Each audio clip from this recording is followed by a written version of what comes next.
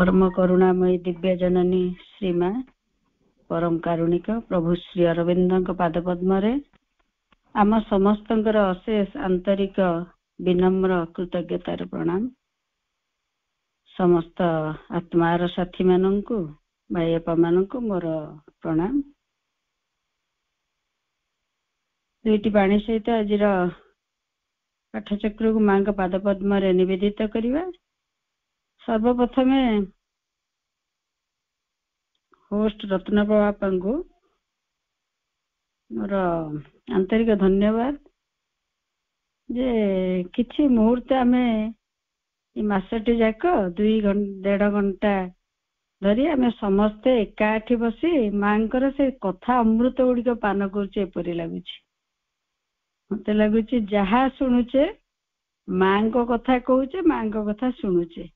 कौ दिन माँ बाछी किए कहे किए शुणिबे, किंतु से आयोजन गुड़िक से आइडिया गुड़िक से संगठन किपरि गुड़िक संगठित होचे सबु पई मांकर कृपा बिना संभव नुहे। किछि मुहूर्त निश्चय आमे समस्ते तांकरी चेतना रे तांकरी सानिध्य रे केवल रहिबार सौभाग्यटी लाभ करचे परि लागुची। जेपरि ममता बा कहले जे किए बुझी परिबो किए कहि परिबो। माँ से प्रभु कहते who can understand Shri Aurobindo केवल भल पाई हेब। निश्चय आम समस्ते माँ को कोटि ना कोटि भल पाई बसीचे। तार फलस्वरूप ये मुहूर्त गुड़िक जीवन रो अमूल्य मुहूर्त गुड़िक केवल अनुभव करी होची। Supreme Lord teach us to be silent so that in silence we may receive thy force and understand thy will, the mother। 11 February 1972। परम प्रभु नीरव हेबा लगी हमको शिक्षा दियो, जद्वारा नीरवतारे आमे तुमर शक्ति ग्रहण करि परिबु एवं तुमर इच्छा को बुझी परिबु। ताले पुणी आम मन कोठी आमे कौन करूचे या किपरि बुझा जाई परिबो। केवल नीरव रहिबा को पड़िबो, तांका पाखरे सब किछ अर्पण करिबा को पड़िबो। आमे कोन बुझुचे, कोन कहूचे, कोन सुनुचे जमा भी किछ मूल्य रखे नै। जदि आमे नीरव हो जाई परिबा, तांका पाखरे संपूर्ण समर्पित हो जाई परिबा, ताहाले सी आम द्वारा जहा कुहाई नेबा को चाहिबे कुहाई देबे, जा सुनाई देबा को चाहिबे सुनाई देबे, जहा कराई नेबा को चाहिए कराई नेबे। किंतु से नीरवटी आम मन आम प्राण आम शरीर पर्यंत ओल्हे आसवा दरकार। जहाँ पे हमें केवल माँ को ही प्रार्थना करि परिबा, ताकू भी माँ ही केवल दे परिबे। Supreme lord eternal truth, let us obey thee alone and live according to truth. परमोच्च प्रभु सत्य नित्यत्वमेव केवलम अनुवर्ता महिषत्यम मनुजीवाम केवलम। हे परम प्रभु शाश्वत सत्य, आम्भे माने केवल तुमरी आज्ञाबह होई उठू एवं सत्यर विधान को आश्रय करी जीवन धारण करू। यह होची प्रभुंकर मांकर जोग, जहा सी आम ठारू आशा करते। आमे से प्रार्थनाटी रखिबा किपरि आम सत्यर विधान को आश्रय करी जीवन धारण करू। आमे जोग बोली जहा कहूचे, जहा पढ़ुचे, जहा शुणुचे, जहा करिबा पई माए शरीरटी धारण करचंती, सत्य रे बंचिबा। मागुचन सत्यर सेवा करिबा। मागुचन पुणी सत्य किपरि आज जा बुझुचे ताकू नै बंचिबा सत्य को, ताले सी हमको ऊर्ध्वतर सत्य आड़को नै जाई परिबे, ताकू बुझेई दे परिबे, ताकू करेई नै परिबे। प्रभु मांकर माँ बहिरे प्रभु मांकर जो 3टी रूप देइचंती वर्णना, the transcendental mother, universal mother आ इंडिविजुअल मदर। सेठी कोन पई माँ परि कले ना ट्रांसेंडेंट रे माँ अद्वितीय पराशक्ति रूपे माँ सकल सृष्टि रे ऊर्ध्वरे तांकर शाश्वत चेतना मध्यरे पुरुषोत्तम को धारण करी रहिथिले। ताले रहिछंती रहिथिले, पुणी कोन पई विश्वगत आसिले ना केवल मात्र सृष्टि पई। विश्व सृष्टि पे से कौन कले ମା ତାଙ୍କର ବିଶ୍ୱାତୀତ ଚେତନା ମଧ୍ୟ ଦେଇ ପରମେଶ୍ୱରଙ୍କ ଠାରୁ ଯାହା ଉତାରି ଆଣନ୍ତି, ବିଶ୍ଵେଶ୍ୱରୀ ମହାଶକ୍ତି ରୂପେ ତାକୁ ଅଭିବ୍ୟକ୍ତ କରନ୍ତି ଏବଂ ଯେଉଁ ସବୁ ଜଗତ ସେ ଗଢିଛନ୍ତି ତା ମଧ୍ୟରେ ସେ ନିଜେ ଅନୁପ୍ରବିଷ୍ଟ ହୁଅନ୍ତି। ତାଙ୍କର ଉପସ୍ଥିତି ସକଳ ଜଗତକୁ ଦିବ୍ୟ ସତ୍ତା, ବିଶ୍ୱ ପରିପୋଷକ ଦିବ୍ୟ ଶକ୍ତି ଓ ଆନନ୍ଦରେ ପୂର୍ଣ୍ଣ ଧାରଣ କରି ରହିଛି, ଯାହାର ଅଭାବରେ ସେ ଜଗତ ସକଳର ଅସ୍ତିତ୍ୱ ବି ଅସମ୍ଭବ। ଏ ପୃଥିବୀକୁ ମା ସୃଷ୍ଟି କରିଛନ୍ତି, ତାକୁ ଧରି ରଖିଛନ୍ତି। ପୁଣି ବେଷ୍ଟି ରୂପେ କଣ ଆସିବାର ମାଙ୍କର ପ୍ରୟୋଜନ ଥିଲା? ତାହେଲେ ଯୋଉଠିକି ଆମେ ଆସୁଛେ ମାଙ୍କ ପାଦ ପର୍ଯ୍ୟନ୍ତ ଆମେ କେତେ କ୍ଲାସ ଶୁଣି ସାରିଲେଣି, ମାଙ୍କର ଚକ୍ଷୁ, ମାଙ୍କର ଭଏସ, ମାଙ୍କର ସ୍ୱର, ମାଙ୍କର ଅର୍ଗାନ ମ୍ୟୁଜିକ, ସବୁ ସବୁ ସବୁ ଏସବୁ କରିବା ପାଇଁ ମାଙ୍କର କି ଆବଶ୍ୟକତା ପଡିଲା ଯେ ମା ଏତେ ସବୁ କଲା ପରେ କାହିଁ କରିପାରିଲେନି? ପୁଣି ପ୍ରଭୁ ଲେଖୁଛନ୍ତି ଯେ ସାବିତ୍ରୀରେ ଟିକେ ଯେ she is the golden bridge, the wonderful fire, the luminous heart of the known she, a power of silence in the depths of God. She is the force, the inevitable word, the magnet of our difficult ascent, the sun from which we kindle all our suns, the light that leans from the unrealized vast, the joy that beckons from the impossible, the might of all that never yet came down. कौन पे माँ आसिले? ସେଇ ଯୋଉ ଆମର ସେଇ ଦୁରୁହ ଆସେଣ୍ଟ ଉଦାହରଣଟି ଆମ ପାଇଁ କଣ ନା ଆଉ ତ ସବୁ ପଢିବାନି। ଦ ମ୍ୟାଗ୍ନେଟ ଅଫ ଡିଫିକଲ୍ଟ ଆସେଣ୍ଟ, ଆମର ସେଇ କଷ୍ଟକର ଉଦାହରଣ ଆମେ କରିପାରୁନାହୁଁ ବୋଲି ମା ପୁଣି ବିଷ୍ଟି ରୂପେ ଆସିଲେ। ସେ ହେଉଛନ୍ତି ସ୍ୱର୍ଣ୍ଣ ସେତୁ, ଆଶ୍ଚର୍ଯ୍ୟତମ ଅଗ୍ନି। ସେ ହେଉଛନ୍ତି ଅଜ୍ଞାତଙ୍କ ଜ୍ୟୋତିର୍ମୟ ହୃଦୟ, ଭାଗବତ ପାରାବାରର ଅତଳ ନିରବତାର ଶକ୍ତି, ଶକ୍ତିମୟୀ ଅମୋଘ ଅତିଭୂତାର ଶବ୍ଦ ବ୍ରହ୍ମ। ଆମ କଷ୍ଟକର ଉଦାହରଣର ସେ ହେଉଛନ୍ତି ଚୁମ୍ବକ ଶକ୍ତି। ସେ ହେଉଛନ୍ତି ପରମ ସବିତା, ଯାହାଙ୍କ ଜ୍ୟୋତିରେ ସକଳ ସୂର୍ଯ୍ୟ ଗ୍ରହ ନକ୍ଷତ୍ର ଜ୍ୟୋତିର୍ମୟ ହୁଅନ୍ତି। ସେ ହେଉଛନ୍ତି ସେ ପରାଜ୍ୟୋତି ଯେ ଅନୁପଲବ୍ଧ ଅଗମ୍ୟ ମଧ୍ୟରୁ ଆମ ଆଡକୁ ଅବନତ ହୋଇ ଆସିଛନ୍ତି। ସେ ହେଉଛନ୍ତି ସେଇ ମହାଶକ୍ତି ଯେ ବର୍ତ୍ତମାନ ସୁଦ୍ଧା ଅବତରଣ କରିନାହାନ୍ତି। ପୁଣି କଣ ମା ଯେତେବେଳେ ଏପରି ଅବସ୍ଥାରେ ବି ଥିଲେ ଆମେ ତାଙ୍କୁ ଆହୁରି କଣ ଡାକିଲେ ନା ପୁଣି ସାବିତ୍ରୀ ପ୍ରଭୁ ଲେଖୁଛନ୍ତି ୱାର୍ଲଡସ୍ ଡିଜାୟାର କମ୍ପେଲ୍ଡ ହର ମୋର୍ଟାଲ ବାର୍ଥ। ଏଇ ଯୋଉ ଇଭଲ୍ୟୁସନାରୀ ପ୍ରୋସେସରେ ମା କାର୍ଯ୍ୟ କରୁଥିଲେ, କରୁଛନ୍ତି, ସବୁବେଳେ ଅଛନ୍ତି, ତଥାପି କାହିଁକି ଏଇ ରୂପରେ ଆସିବାକୁ ତାଙ୍କୁ ପଡିଲା? ଯାହାଙ୍କୁ ଦବାକୁ ପଡିଲା ହାତର ସ୍ପର୍ଶ, ପାଦର ସ୍ପର୍ଶ, ଆଖିର ଦୃଷ୍ଟି ଆଉ ସବୁ କିଛି ସେ ଛୁଇଁବା ପାଇଁ ଆସିଲେ। କଣ ୱାର୍ଲଡସ୍ ଡିଜାୟାର କମ୍ପେଲ୍ଡ ହର ମୋର୍ଟାଲ ବାର୍ଥ, ମରଣଶୀଳ ଶରୀରକୁ ମା ଆସିଲେ ଏଇଥିପାଇଁ ଜଗତ ଆକୁଳ ପ୍ରାର୍ଥନା। ଆମେ ଯୋଉ କଷ୍ଟକର ଉଦାହରଣ କରୁଛେ ଇଭଲ୍ୟୁସନ ବିବର୍ତ୍ତନ ଧାରାରେ, ଆମର ଏଇ କଷ୍ଟକର ଉଦାହରଣକୁ ଆମେ ସମର୍ଥ ହେଲୁ ନାହିଁ କରିବା ପାଇଁ, ବା ହୋଇପାରିଲା ନାହିଁ ସେ କାର୍ଯ୍ୟଟି। ସେଥିପାଇଁ ମା ଆସିଲେ, ପୁଣି ବାଧ୍ୟ ହେଲେ ଆସିବା ପାଇଁ, ଆମରି କଷ୍ଟକୁ ଲାଘବ କରିବା ପାଇଁ, ଆମକୁ ସେ ଉଦାହରଣଟି କରେଇ ନେବା ପାଇଁ। ତାକୁ ଆସିକି ମା ଏଇ ଯୋଉ ଯାହା ଆମେ ଶୁଣି ଚାଲିଛେ ଏବେ, ଯାହା ଯାହା ମା ଆମକୁ ପାର୍ଥିବ ଜଗତରେ ଦେଇଗଲେ, ଯାହା ତାଙ୍କର ଶରୀର ଥିବା ସମୟରେ ମା ଯାହା କିଛି କରିଗଲେ, ଆଶ୍ରମଠୁ ଆରମ୍ଭ କରି ପରିବା, ଫଳ, ପୁଷ୍ପ, ଗଛ ଲତାଠୁ ଆରମ୍ଭ କରି ମନୁଷ୍ୟ ପର୍ଯ୍ୟନ୍ତ, ପଶୁ ପର୍ଯ୍ୟନ୍ତ, ସେ କାଉ ଷ୍ଟୋରି କେତେ କଣ ଆ ଭିତରେ କେତେ କଣ ଷ୍ଟୋରି ଯାହା ଆମେ ଶୁଣି ଚାଲିଛେ, ସମସ୍ତଙ୍କୁ ଛୁଇଁଲେ। ମତେ କାଲି ମନେ ପଡୁଥାଏ, କାଉଟିକୁ ବି ମା ଖାଇବାକୁ ଦେଲେ ଖାଇଲେ, ସାଧକ ଜଣଙ୍କୁ ମା କହିଦେଲେ ଟିକେ ଦେଇ ଆସ ଯୋଉଦିନ, ସେ ଖାଇଲେ ନାହିଁ। ତାହେଲେ ମା ସେ ପ୍ରେମଟି ଦବା ପାଇଁ ଆସିଲେ। ସେ ପ୍ରେମ ଥ୍ରୁରେ ମା ସେ ଭଲ ପାଇବା ଥ୍ରୁରେ ଆମକୁ ସେ ସ୍ପର୍ଶଟି ଦେଇଗଲେ, ଯାହା ସେଇ ରୂପାନ୍ତରକୁ ସମ୍ଭବ କରିଦେଇ ପାରିବ। ଯାହା ସେ ଯୁଗ ଯୁଗରୁ କରୁଛନ୍ତି ତାକୁ ସମ୍ଭବ କରିଦେଇ ପାରିବ ବୋଲି ମା ଏ ସ୍ପର୍ଶ ଗୁଡିକ ଦେଲେ। ସେଇ ସ୍ପର୍ଶ ଗୁଡିକୁ ଆମେ ପଢିବାର ପ୍ରୟାସ କରୁଛେ, ବୁଝିବାକୁ ଚେଷ୍ଟା କରୁଛେ, ଆଉ ମାଙ୍କ କୃପାରୁ ବଞ୍ଚିବାକୁ ଚେଷ୍ଟା କରୁଛେ। ମୋନା ସରକାରଜୀଙ୍କ ମତେ ଯେତେବେଳେ ସମ୍ମାନୀୟ କପିଳାସ ଭାଇ ପଢୁଥିଲେ, ପ୍ରକୃତରେ ଯେତେବେଳେ କହୁଥିଲେ, ମୋର ସେତେବେଳେ ମନେ ପଡିଲା ମଦର୍ସ ଫିଟ୍। ମୁଁ କହିଲି ସେଇ ବହିରୁ ମିଳିଯାଇପାରିବ। ତା ଆଗରୁ ଭାବୁଥିଲି କଣ କୁହାଯାଇପାରେ, କିନ୍ତୁ ମା କୃପାମୟୀ ସିଏ କାମଟି ଦେଲା ବେଳେ କିଛି ନା କିଛି ସିଏ ସହାୟତାଟି ବି କିଛି ନା କିଛି ନାହିଁ ସମ୍ପୂର୍ଣ୍ଣ ଦଉଛନ୍ତି। ଆମେ କିଛି କିଛି ଗ୍ରହଣ କରିପାରୁଛୁ ନିଜର ଅବସ୍ଥା ଅନୁସାରେ।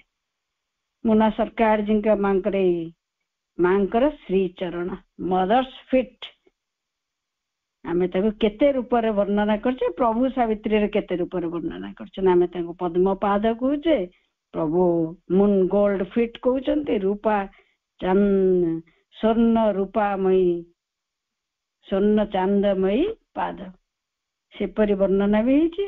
କିନ୍ତୁ ମୁନା ସରକାରଜୀଙ୍କୁ ମା ଯେତେବେଳେ ବାର୍ତ୍ତାଳାପ ଗୁଡିକ କରିଛନ୍ତି ତାକୁ କେବଳ ପଢିବାର ପ୍ରୟାସ କରୁଛି। କେବଳ ସବୁ କଲେକ୍ସନ ମାଙ୍କର ଶ୍ରୀଚରଣ ଓଡିଆ ବହିଟି ବି ଲେଖିଛନ୍ତି ବହୁତ ସୁନ୍ଦର। ମୁଁ କହିଲି ଇଂଲିଶ ଟି କିଛି ସମୟ ଓଡିଆ କରିବାକୁ ଗଲା ପରେ ଯେତେବେଳେ ଓଡିଆ ବହିଟିକୁ କାଢିଲି ମୁଁ କହିଲି କେତେ ସୁନ୍ଦର ଓଡିଆ ହେଇଛି। ତାକୁ ବି ତ ମା ଦେଇଛନ୍ତି, ମୁଁ ଆଉ କାହିଁ କଷ୍ଟ କରିବି। କିନ୍ତୁ ଏତେ ସୁନ୍ଦର ସିଏ ଭାଇ କରିଛନ୍ତି। ଶ୍ରୀଯୁକ୍ତ ଗୟାଧର ଦାସ ବହୁତ ଚମତ୍କାର। ଦି ସୁପ୍ରିମ ଯେତେ ଚମତ୍କାର, ଓଡିଆ ସେତେ ଚମତ୍କାର, ସବୁ କିଛି ମା ରେଡି କରିଛନ୍ତି। ମତେ ଲାଗୁଛି ଆମେ କରୁଛେ କଣ, କହିବାକୁ ଆସିଲା ବେଳେ ଲାଗୁଛି, ବେଳେ ବେଳେ ଲାଗୁଛି ଅସମର୍ଥ, ବେଳେ ବେଳେ ଲାଗୁଛି କଣ ଅସମର୍ଥ, ମୁଁ କରୁଛି ବା କଣ। ଇଂଲିଶ ବହି ଅଛି, ତାକୁ ମା କାହାଙ୍କୁ ଯନ୍ତ୍ର କରି ଓଡିଆ କରେଇ ନେଇଛନ୍ତି। ମତେ ଲାଗୁଥାଏ କେବଳ ପାଠ କରୁଛି। ଯେ ମୁନା ସରକାରଜୀଙ୍କୁ ଯେତେବେଳେ ମୁଁ କିନ୍ତୁ ଦି ସୁପ୍ରିମ ବହିଟି ପଢିଲି ପ୍ରଥମ ଥର, ସେତେବେଳେ ମତେ ଲାଗିଥିଲା ଗୋଟେ ଜଣେ ମନୁଷ୍ୟ, ମୋନାଦା ଯେତେ ବଡ ସାଧକ ହେଲେ ବି ମତେ ଲାଗୁଥାଏ ଜଣେ ମନୁଷ୍ୟ। ସିଏ ଯେତେବେଳେ ମାଙ୍କୁ ପ୍ରଶ୍ନ କରୁଛନ୍ତି ସାମ୍ନାରେ ଠିଆ ହେଇକି, ଆଉ ଜଗତ ଜନନୀ ମା ନିଜର ପ୍ରଶ୍ନର ଉତ୍ତର ନିଜେ ଦଉଛନ୍ତି। ମତେ ଲାଗୁଥାଏ ସେଟା କଣ ହେଇଥିବ, ସେ ସମୟଟି କଣ ହେଇଥିବ। ସିଏ ବି କି ଯୋଗୀ ଥିବେ, ଭାଗ୍ୟ ଲାଭ କରିଥିଲେ ଯେ ଡାଇରେକ୍ଟ ପ୍ରଶ୍ନ, ପୁଣି ମାଙ୍କ ଉପରେ ପ୍ରଶ୍ନ, ତାର ଉତ୍ତର ପୁଣି ମା ନିଜେ ଦଉଛନ୍ତି। ମତେ ଲାଗେ ଆଠୁ ଅଥେଣ୍ଟିକ ଆଉ ବୋଧେ ବେଶୀ କିଛି ନଥିବ। ଯୋଉଠି Shri Aurobindo on the mother on herself ଯୋଉଟା ପଢୁଛେ, ମତେ ଲାଗେ ଆଠୁ ଆଉ ବେଟର କଣ ହେଇପାରେ ସେ କ୍ୱେଶ୍ଚିନ୍ ଆନ୍ସର ଗୁଡିକ। କିନ୍ତୁ ପ୍ରଥମ କଥା ଅଛି କ୍ୱେଶ୍ଚିନ୍ ପ୍ରଶ୍ନ କର୍ତ୍ତାଙ୍କର କି ଭାଗ୍ୟ, କେତେ ଜନ୍ମର କେତେ ତପସ୍ୟାର କି ଋଷି ସିଏ ସାମ୍ନାରେ ଠିଆ ହେଇକି ମାଙ୍କ ବିଷୟରେ ମାଙ୍କୁ ହିଁ ପ୍ରଶ୍ନ ପଚାରି ଉତ୍ତର ନେଇଯାଇ ପାରୁଥିଲେ। ଅନ୍ୟ ପ୍ରଶ୍ନ ଗୁଡିକ ଆମେ ଲେଟେଷ୍ଟ ବହୁତ କଥା ପଢୁଛେ ଆମର ପ୍ରଶ୍ନ, କିନ୍ତୁ ମାଙ୍କ ଉପରେ ପ୍ରଶ୍ନ କରି ଉତ୍ତର ନେବା ଯେ ସୁପ୍ରିମ ସମସ୍ତେ ପଢିପାରନ୍ତି। ନିଶ୍ଚୟ ପଢିଥିବେ ବହୁତ ଭାଇ। ମତେ ଲାଗୁଛି ବହିଟିକୁ ଇଂଲିଶ ଆଉ ଓଡିଆକୁ ନିଜେ ପଢିବାର ଜିନିଷ। ମତେ ଲାଗେ କିଛି କିଛି ବହି ଏପରି ଅଛି, ଲାଗେ ଯେପରି ସାଇକିକ ଉନ୍ମିଳନ ପାଇଁ ଆମେ ଚୈତ୍ୟ ଆବିଷ୍କାର ବା ଚୈତ୍ୟ ଉନ୍ମିଳନ ପାଇଁ ଯୋଗ କରୁଛେ। ମତେ ଲାଗୁଛି ଯୋଗର ଆବଶ୍ୟକତା ନାହିଁ, ବେଳେ ବେଳେ ଲାଗେ ମତେ ଏଗୁଡିକ ପଢିଲା ବେଳକୁ। ଏତେ ସେ ଚୈତ୍ୟ ମାନେ ଆମେ ଏକ୍ସପିରିଏନ୍ସ କୁ କହିବା କି ନାହିଁ ବି ଡିସ୍କସନ କରୁଛେ। କିନ୍ତୁ ଯେତେବେଳେ ଏମିତି ଏକ୍ସପିରିଏନ୍ସ ଗୁଡିକ ଯୋଉଠି ଚୈତ୍ୟର ସ୍ପର୍ଶ ବା ଯାହାଙ୍କୁ ନେଇକି ଚୈତ୍ୟ ଉନ୍ମିଳିତ ହେଇସାରିଛନ୍ତି ବା ଯୋଉମାନଙ୍କର ହେଇଛି ସେମାନେ ଯାହା ଦେଇଛନ୍ତି, ନିଶ୍ଚୟ ସେ ଆମକୁ ସହାୟତା କରିବ ସେଇ ଦିଗରେ ବୋଲି ଏପରି ଅନୁଭବ ହୁଏ। ମୁନା ସରକାରଜୀ ପଚାରୁଛନ୍ତି ଦିନେ ମାଙ୍କୁ, କହୁଛନ୍ତି ମା ବୋନଜର ମା ବି ପ୍ରତ୍ୟୁତ୍ତରରେ କହୁଛନ୍ତି ବୋନଜର। ମୋନାଦାଙ୍କୁ କହୁଛନ୍ତି ତୁମର ମତେ କିଛି ଆଗ୍ରହଜନକ କଥା କହିବାର ଅଛି। ମୁଁ ଯେତେବେଳେ ଏଇଠି ପଢୁଥାଏ ମତେ ଲାଗୁଥାଏ ମୋନାଦା କିଛି ପଚାରି ନାହାନ୍ତି, କେବଳ ବୋନଜର ଗୁଡ ମର୍ଣ୍ଣିଂ ମାକୁ ଜଣେଇଛନ୍ତି। ମା ବି ବୋନଜର କହୁଛନ୍ତି ପ୍ରତ୍ୟୁତ୍ତରରେ। ଥାର୍ଡ କଥା ମୋନାଦା କହିନାହାନ୍ତି, ମା କହୁଛନ୍ତି।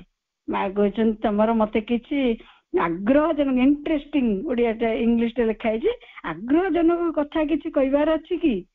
ମାନେ ମା କିପରି ପ୍ରଶ୍ନକୁ କାଢି ନିଅନ୍ତି ବା ତୁମର ଇଚ୍ଛାଟିକୁ ଜାଣିପାରନ୍ତି। ତୁମେ କଣ ଚାହିଁକି ଆଜି ମାଙ୍କ ପାଖକୁ ଯାଇଛ, ଯାହାକି ତୁମର ଅଭୁଲା ଅନୁଭୂତି, ଯାହାକି ତୁମକୁ ଗଭୀର ଭାବେ ସ୍ପର୍ଶ କରିଛି। ମା ପୁଣି କହୁଛନ୍ତି ଯେ ତୁମେ ଏପରି କିଛି ମତେ କହିବାକୁ ଚାହୁଁଛ ଯାହା ତୁମର ଅଭୁଲା ସ୍ମୃତି ଆଉ ତୁମକୁ ତାହା ଗଭୀର ଭାବେ ସ୍ପର୍ଶ କରିଛି। ମୋନାଦା କହୁଛନ୍ତି ହଁ ମା। ମତେ ଏତିକି ପଢିଦେଲା ପରେ କାଲି ଲାଗୁଥାଏ କଣ ଆମେ କରୁଛେ, କିଛି ଭାଷାରେ କହିବାର ଆବଶ୍ୟକତା ନାହିଁ। ମାଙ୍କୁ କଣ କରୁଛନ୍ତି, ମା ପଚାରି ନେଇ କାଢି ନେବେ। ମା ଆମେ କିନ୍ତୁ ଭାବୁଛେ କିପରି ପ୍ରେୟାର୍ସ ଇନ୍ ମେଡିଟେସନ ମାଙ୍କ ସୌଭାଗ୍ୟରୁ ପଢିବାକୁ ମିଳିଥିଲା ମହିଳା ସମ୍ମିଳନୀରେ ଯୋଉ ଆମେ କିଛି ଅପମାନେ ଥିଲୁ ଯାହା ଡିସ୍କସନ ଭିତରେ ସେ ସିମ୍ପଲିସିଟି ମା ଆମଠୁ ଚାହୁଁଛନ୍ତି। ଏଇଟା ମତେ ଲାଗୁଥାଏ କାଲି ସେଟାକୁ ଏଇଠି କନେକ୍ଟ ହେଲା ବେଳକୁ ମତେ ଲାଗୁଥାଏ ମୋନାଦା ସେତିକି ସରଳ ହେଇଥିବେ ଆଉ ସେଥିପାଇଁ ମା ଏପରି ତାଙ୍କୁ କୁହେଇ ନଉଛନ୍ତି କରେଇ ନଉଛନ୍ତି। କେବଳ ସେତିକି ହବା ଆମର ଆବଶ୍ୟକ। ସେଦିନ ଲାଗୁଥାଏ ଟକ୍ ଦବାକୁ ଯାଉଛି ଧ୍ୟାନ ପ୍ରାର୍ଥନା କିପରି କହିବା, କିନ୍ତୁ ଯେତେବେଳେ ପର୍ଯ୍ୟନ୍ତ ସେଇ ମୁଣ୍ଡ ଗୁଡିକ ଆମର କାମ ଦଉଥିବ ଏ କାମ ଗୁଡିକ ମାଙ୍କ ଦ୍ଵାରା ହୋଇପାରିବନି ଆମ ମଧ୍ୟରେ। ଯେତେବେଳେ ମୋନାଦା କହୁଛନ୍ତି କେବଳ ହଁଟି ମାରିଲେ, ମା କହୁଛନ୍ତି ତାହେଲେ ମତେ କୁହ ମୁଁ ଶୁଣିବାକୁ ପ୍ରସ୍ତୁତ ଅଛି। ମୋନାଦା ତାଙ୍କର ଅନୁଭୂତି କହିଲେ, ସେ ଅନୁଭୂତିଟି ଲେଖା ହେଇନି କିନ୍ତୁ ହଁ ମୋର ଶିଶୁ ମାଙ୍କର ଉତ୍ତରଟି ଲେଖା ହେଇଛି। ତୁମେ କଣ ଜାଣ ନାହିଁ, ମୁଁ ମୋର ପାଦ ଦ୍ୱାରା ଜଡ ଜଗତ ମଧ୍ୟକୁ ରୂପାନ୍ତର ଶକ୍ତି ସଞ୍ଚାରିତ କରେ। ମୋନାଦାଙ୍କର ଯାହା ବି ଅନୁଭୂତି ଅଛି ଏଠି ଲେଖା ହେଇନି, ନିଶ୍ଚୟ ଏଇ ରିଲେଟେଡ, କାରଣ ମାଙ୍କର ଉତ୍ତରଟା ପଢି ଜାଣି ହଉଛି ଯାହା। ତୁମେ କଣ ଜାଣ ନାହିଁ, ମୁଁ ମୋର ପାଦ ଦ୍ୱାରା ଜଡ ଜଗତ ମଧ୍ୟକୁ ରୂପାନ୍ତର ଶକ୍ତି ସଞ୍ଚାରିତ କରେ, ଏପରିକି ଏହି ବେଦନାକ୍ଳିଷ୍ଟ ପୃଥିବୀର ନିଶ୍ଚେତନର ନିଷ୍କ୍ରିୟତା ମଧ୍ୟକୁ। ବେଦନାକ୍ଳିଷ୍ଟ ପୃଥିବୀ ଯିଏ ଆମେ ଡାକିଛେ ତାଙ୍କର ମୋର୍ଟାଲ ବାର୍ଥ ଯାହା ପାଇଁ ସେ ନେଇଛନ୍ତି, ଏ ଯୋଉ କଥାଟି ଆମେ ପଢିଲେ ଅବିକା ଯେ କଣ the world's desire compelled her mortal birth, ସେଇ ବେଦନା ଆମର ଯୋଉ ପୃଥିବୀ ଆଉ ଆମେ ପ୍ରାର୍ଥନା କରିଛେ ମା ସେଥିପାଇଁ ଆସିଛନ୍ତି ତାଙ୍କ ପାଦ ଦ୍ୱାରା ଜଡ ଜଗତ ମଧ୍ୟକୁ ରୂପାନ୍ତର ଶକ୍ତି ସଞ୍ଚାରିତ କରିବା ପାଇଁ। ତାପରେ ମୋନାଦା କହୁଛନ୍ତି ନା ମା ମୁଁ ଏପରି କିଛି ଜାଣିନଥିଲି, ମୁଁ କେଉଁଠୁ କିଛି ଖାଲି ପଢି ଏକ ଅସ୍ପଷ୍ଟ ଧାରଣା କରିଥିଲି ଯେ ତୁମ ପାଦର ସ୍ପର୍ଶ ପୃଥିବୀର ଭାଗ୍ୟ ବଦଳାଇ ଦେବ। ସେ ଆଉ କଣ ଜାଣିନଥିଲେ ମତେ ଲାଗୁଛି, କିନ୍ତୁ ସେ କହୁଛନ୍ତି ମା ତୁମେ ରୂପାନ୍ତର ଶକ୍ତିକୁ ତା ମଧ୍ୟ ଦେଇ ପ୍ରବାହିତ କରଉଛ ନିଶ୍ଚେତନାର ଗର୍ଭ ମଧ୍ୟକୁ, ତାହା ମୁଁ ଜାଣିନଥିଲି। କିନ୍ତୁ ମୁଁ କଣ ଜାଣିଥିଲି ନା ତୁମେ ପୃଥିବୀର ଭାଗ୍ୟ ବଦଳେଇ ଦେବ। ମା ମୁଁ ଏପରି ଅନୁଭବ କରେ ଏହା ଏକ ସକ୍ରିୟ ଅଧିକନ୍ତୁ ଗତିଶୀଳ ଶକ୍ତି, ମୋନାଦା କହୁଛନ୍ତି, ଯାହା ଆଲୋକ ଓ ଶାନ୍ତିକୁ ଧୀରେ ଧୀରେ ଏଠାରେ ସୁପ୍ରତିଷ୍ଠିତ କରିଦିଏ। ଏହା ସତ୍ତା ମାନଙ୍କୁ ଶାନ୍ତିଦାୟକ ପ୍ରେମ ଓ ମଧୁରତା ପ୍ରଦାନ କରେ। ମୋନାଦାଙ୍କର ଯାହା ଅନୁଭୂତି ତାକୁ ନେଇ ମୋନାଦା କହୁଛନ୍ତି ମୁଁ ଏତିକି ଅନୁଭବ କରିଛି ତୁମର ପାଦର ସେଇ ଶକ୍ତିଟି ସକ୍ରିୟ ଗତିଶୀଳ, ଯାହା ମଧ୍ୟରେ ଆଲୋକ ଓ ଶାନ୍ତି ରହିଛି, ଯାହା ତୁମେ ଆମ ମଧ୍ୟକୁ ସତ୍ତା ମାନଙ୍କ ମଧ୍ୟକୁ ତାକୁ ପ୍ରବାହିତ କରେଇ ଦଉଛ। ସତ୍ତା ମାନଙ୍କୁ ଶାନ୍ତିଦାୟକ ପ୍ରେମ ଆଉ ମଧୁରତା, ଆମେ କୋଉଠି ନା କୋଉଠି ତ ସେଇ ପ୍ରେମରେ ଆମେ ପଢିଛେ, ସେ ମଧୁରତାକୁ ବି ପାଉଛେ, ସେ ଆନନ୍ଦଟିକୁ ଅନୁଭବ କରୁଛେ, ସେଥିପାଇଁ ଏଠି ବସୁଛେ କିମ୍ବା ପଢୁଛେ। ତା ଦେହରେ ଆମର କିଛି ବା କାମ ନାହିଁ। ଆମ ଭଳିଆ ମନୁଷ୍ୟ ମାନଙ୍କୁ ବାନ୍ଧି ରଖିବା ବି ମାଙ୍କ ପକ୍ଷେ କିଛି ସହଜ ସାଧ୍ୟ ନୁହେଁ। କେତେ ଆଡେ ଆମର ମନ ପ୍ରାଣ ବିକ୍ଷିପ୍ତ ହେଇ ପଡିଛି, ଆମେ କେତେ ପ୍ରକାର ଆକର୍ଷଣରେ ବୁଡି ରହିଛେ, ତଥାପି ମାଙ୍କର ଏଇ ପ୍ରେମ ଆଉ ମଧୁରତା, ଏଇ ଯୋଉ ତାଙ୍କର ପାଦର ସ୍ପର୍ଶ ପୃଥିବୀ ପାଇଛି, ସେଇ ସ୍ପର୍ଶଟା ଆମେ କୋଉଠି ନା କୋଉଠି ପାଇଯାଉଛେ ବୋଲି ଏମିତି ବସୁଛେ, ଏମିତି ଶୁଣୁଛେ, ଏମିତି ପଢିବାକୁ ଆଗ୍ରହ ହଉଛି। ତା ଦେହରେ ଆମର କିଛି ବି ଆମର ନୁହେଁ।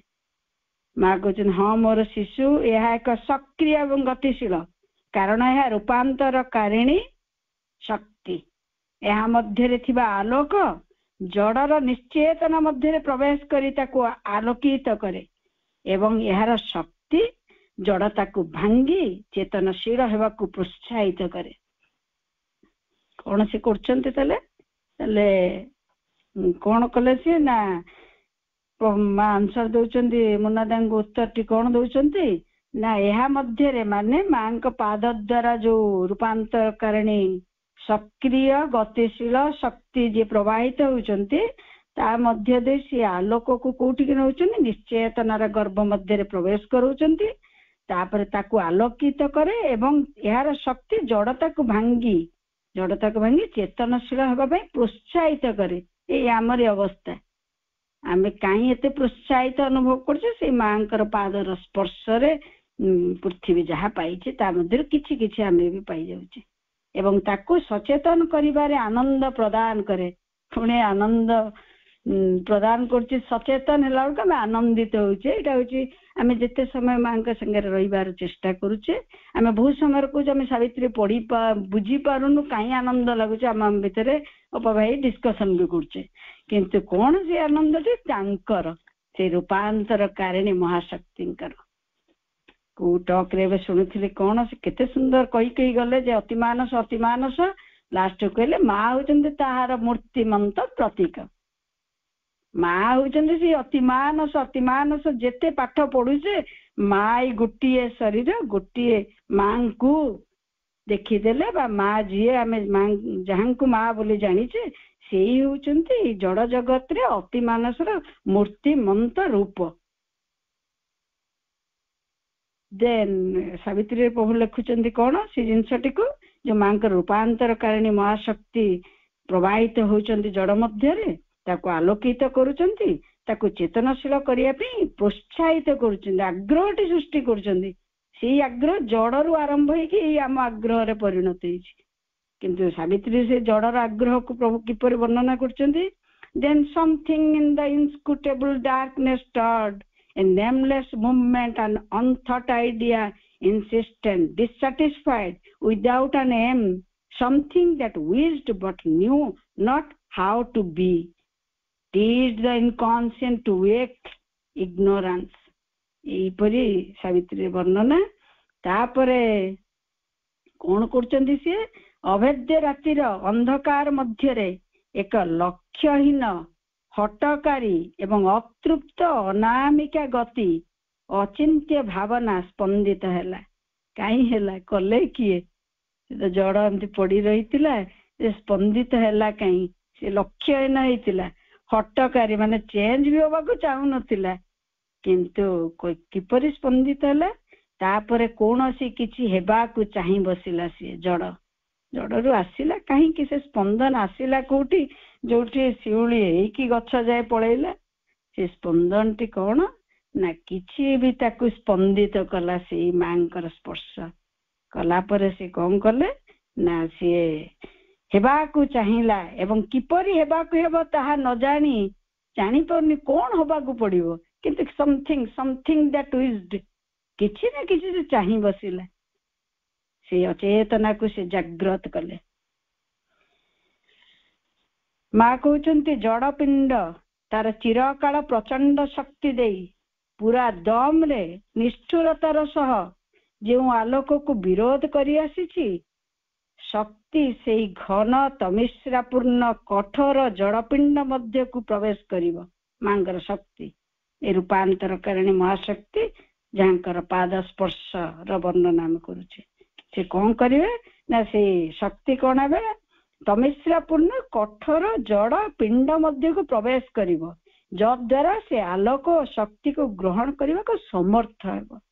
ଏଥିଯୋଗୁ ଏଇ ରୂପାନ୍ତରକାରୀ ଶକ୍ତି ଦୃଢତାର ସହ ସେ ପର୍ଯ୍ୟନ୍ତ କାର୍ଯ୍ୟ କରିବ ଯେ ପର୍ଯ୍ୟନ୍ତ ଜଡ ବସ୍ତୁ, ମା ଏଠି ଲେଖୁଛନ୍ତି ମୋର ଉପସ୍ଥିତିକୁ, ମାଙ୍କର ଉପସ୍ଥିତିକୁ, ଏଠି ମା ଡାଇରେକ୍ଟ ଆନ୍ସର ଦେଇଛନ୍ତି ତ ସବୁଟା ମୁଁରେ ଅଛି, ମୋର ଉପସ୍ଥିତିକୁ ଅନୁଭବ ନ କରିଛି।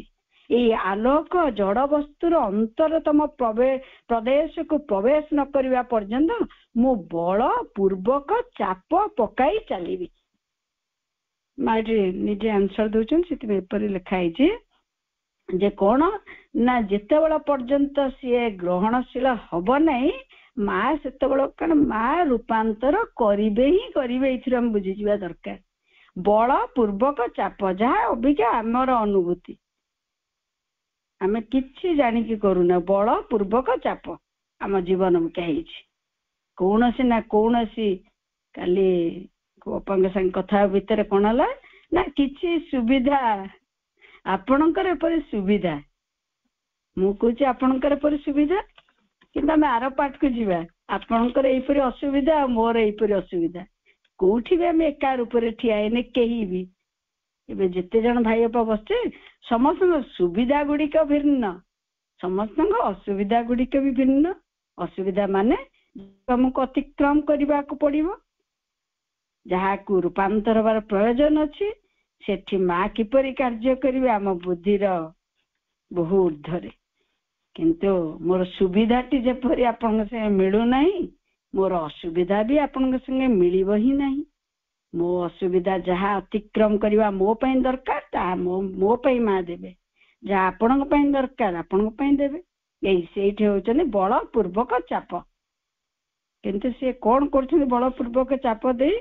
You know each step that I placed on earth, everywhere I have thrust this force and light of transformation into the atoms and molecules of this matter which are under my feet to awaken them to the necessity of this work of transformation.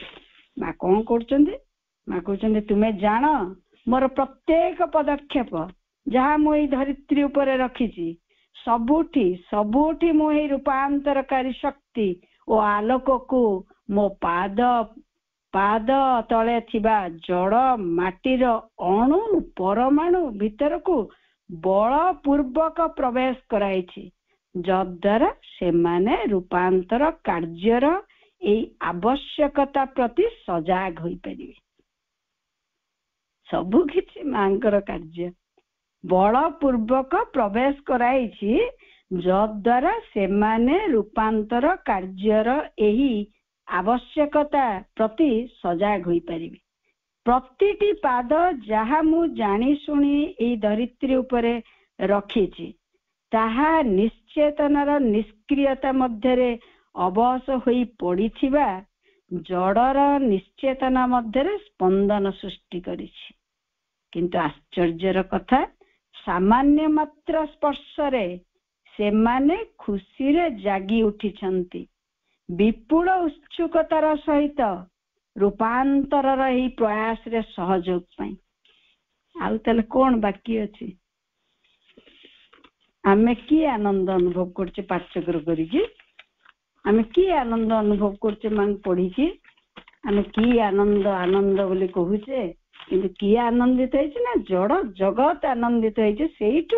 ସେଇ ଜଡ ସେଇ ଅଣୁ ପରମାଣୁ ମୋ ଶରୀରରେ ଅଛି ବା ଆମ ମନ ପ୍ରାଣରେ ଅଛି, ସେଥିପାଇଁ ଆମେ ଆନନ୍ଦ ଅନୁଭବ କରୁଛେ। ପ୍ରଥମେ ତାଙ୍କର କାର୍ଯ୍ୟ ଜଡ ସାଙ୍ଗରେ ଥିଲା, ସେଇଠୁ ଆମର ଚାଲିଛି ଏ ଧାରା। ଆମେ ଆଜି ଗର୍ବ ଅନୁଭବ କରୁଛେ, ପୁଣି ସେଇ ଲାଇଫ ଡିଭାଇନ ଭଳିଆ କଥାକୁ ଯିବା ଯେ ମନଟି ଆସିଛି ସେ ଗର୍ବିତ କରୁଛି ଆମକୁ। ଆମେ ମାଙ୍କୁ ଜାଣୁ, ଆମେ ମାଙ୍କୁ କାମ କରୁ, ଏପରି ଗୋଟେ ଭାବନା ଆମର ଇଲ୍ୟୁଜନ ଆସୁଛି। ମା ସବୁ କିଛି ମା କରୁଛନ୍ତି, ସେ ଆରମ୍ଭ ହେଇଯାଇଛି ଅଣୁ ପରମାଣୁ ଭିତରେ ବଳପୂର୍ବକ ପ୍ରବେଶ। ସେଠି ବି ତାଙ୍କର ବି କିଛି କ୍ରେଡିଟ ନାହିଁ, ଅଣୁ ପରମାଣୁଙ୍କର ବି। ଆମର ମନ ଅଛି କ୍ରେଡିଟ ନଉଛି କିନ୍ତୁ ନାହିଁ, କିନ୍ତୁ ଅଣୁ ପରମାଣୁଙ୍କର ବି କ୍ରେଡିଟ ନାହିଁ। ବଳପୂର୍ବକ ଫୋର୍ସଫୁଲି ମା ପ୍ରବେଶ କରୁଛନ୍ତି। ସେ କଣ କରୁଛନ୍ତି ତାପରେ? କିନ୍ତୁ ଆଶ୍ଚର୍ଯ୍ୟର କଥା ମା କହୁଛନ୍ତି ସାମାନ୍ୟତମ ସ୍ପର୍ଶରେ ସେମାନେ ଖୁସିରେ ଜାଗି ଉଠିଛନ୍ତି ଏବଂ ବିପୁଳ ଉତ୍ସୁକତାର ସହ ରୂପାନ୍ତରର ଏହି ପ୍ରୟାସରେ ସହଯୋଗ କରୁଛନ୍ତି। ମନୁଷ୍ୟ ଆସିଲେ ଆମ ଆଡକୁ, ପୁଣି ମନୁଷ୍ୟ ଏବଂ ପ୍ରକୃତି ମୂଳ ଉପାଦାନ ଅଣୁ ପରମାଣୁ ଗୁଡିକୁ ତାର ଅହଂ ପାଇଁ ବିକୃତ ଭାବେ ବ୍ୟବହାର କରିଛି, ଯାହା ଦ୍ୱାରା ପରମାଣୁ ବୋମାର ସୃଷ୍ଟି ହୋଇଛି ଏବଂ ଏ ପାର୍ଥିବ ଜଗତରେ ବିଭୀଷିକାର ତାଣ୍ଡବ ସୃଷ୍ଟି ହୋଇଛି। ଏହା ଭଗବତ ବିରୋଧୀ ଶକ୍ତି ମାନେ ଅଜ୍ଞାନ ମନୁଷ୍ୟକୁ ବ୍ୟବହାର କରି ଏପରି ତାଣ୍ଡବ ରଚିଛନ୍ତି। କଣ କରିବେ ମା? ଜଡ ବୁଝି ପାରିଲା ବେଳକୁ ମନୁଷ୍ୟ କୋଉ ଅବସ୍ଥାରେ ଅଛି? ଜଡ ଏଥର ଗ୍ରହଣଶୀଳ ହେଇଛି। ଅଣୁ ପରମାଣୁ କହୁଛନ୍ତି ମା ଖୁସି ଲାଗୁଛି, ସେମାନେ କହୁଛନ୍ତି ହଁ ଭରିଛନ୍ତି। ଆମେ କେତେ ଜାଗାରେ ପଢିଛି ଯେ କେମିତି ପୃଥିବୀ କେମିତି ହଁ ମାରିଛି ପ୍ରକୃତି। କିନ୍ତୁ ମନୁଷ୍ୟ କଣ କରୁଛି? ଏଇ ଯୋଉ ମା ପୁଣି ମନୁଷ୍ୟ କାହିଁ ସଚେତନ କରିବାକୁ ଚାହିଁଲେ?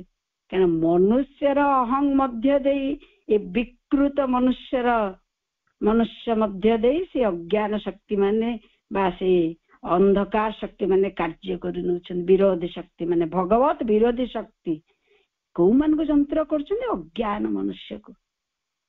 ସେଥିପାଇଁ ପୁଣି ମା ଜଡ କାମ କଲେ, ଉଦ୍ଭିଦରେ କାମ କଲେ, ଆମ ପାଇଁ କାମ କରୁଛନ୍ତି।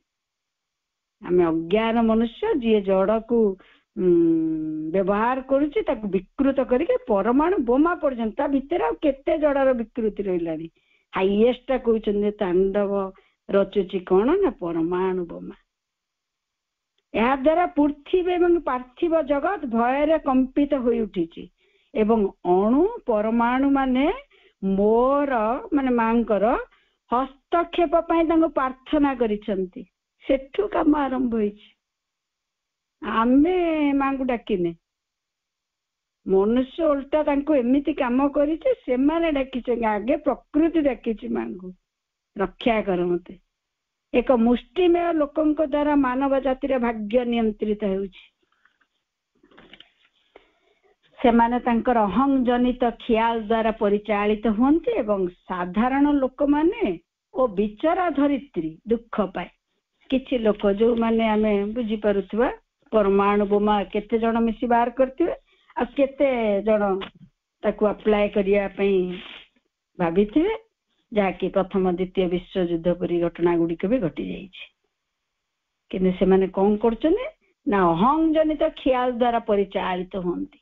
आपण तदरे एते डिटेल आ तो सब पढि होबनी किपरि से अहं जनित आ से अज्ञानी मनुष्यर वर्णना मा करछन किए सी किछि जगह पे हम देश देश भीतर युद्ध काई की किछि जगह किछि मोर क्षमता आपे आमे केते केते लोकन को जो माने आज पर्यंत भोगुचंती से परमाणु बोमा पड़ीथिला आज पर्यंत 3-4 जनरेशन जे चली गला परे मध्य से ठीक ही पारनांती।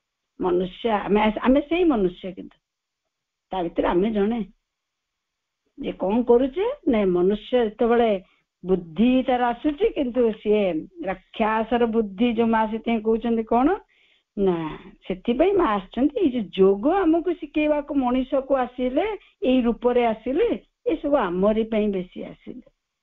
अणु परमाणु से भी माँ को डाकी आनी सारी कारण आमको मनुष्य हाथ रक्षा कर। ये भयानक मुहूर्त एक अस्पष्ट स्वर शुणा जाए धरित्री बक्षर एक शिहरण जात होउथिबार अनुभूत हुए। माँ लिखुछंदी ये भयानक मुहूर्त रे कौन हुए ना धरित्री बक्षर एक शिहरण जात हुए एक अस्पष्ट स्वर शुणा जाए। तापरे कौन हुए ना दिव्यतार एक स्पंदन और अणुर आभ्यंतर आलोक अभिमुखे उत्थित होउथिबा प्रगाढ़ अभिप्सा जात हुए।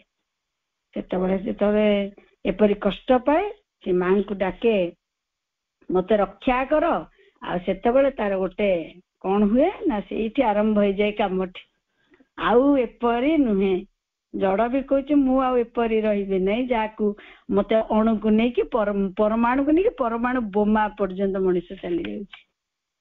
मनुष्य प्रकृति सब मौलिक उपादान और अणुगुड़िक से अहं स्वार्थ सकाशे उपयोग करछन्ति एवं सेगुड़ को विकृत तुच्छ निकृष्ट करछन्ति।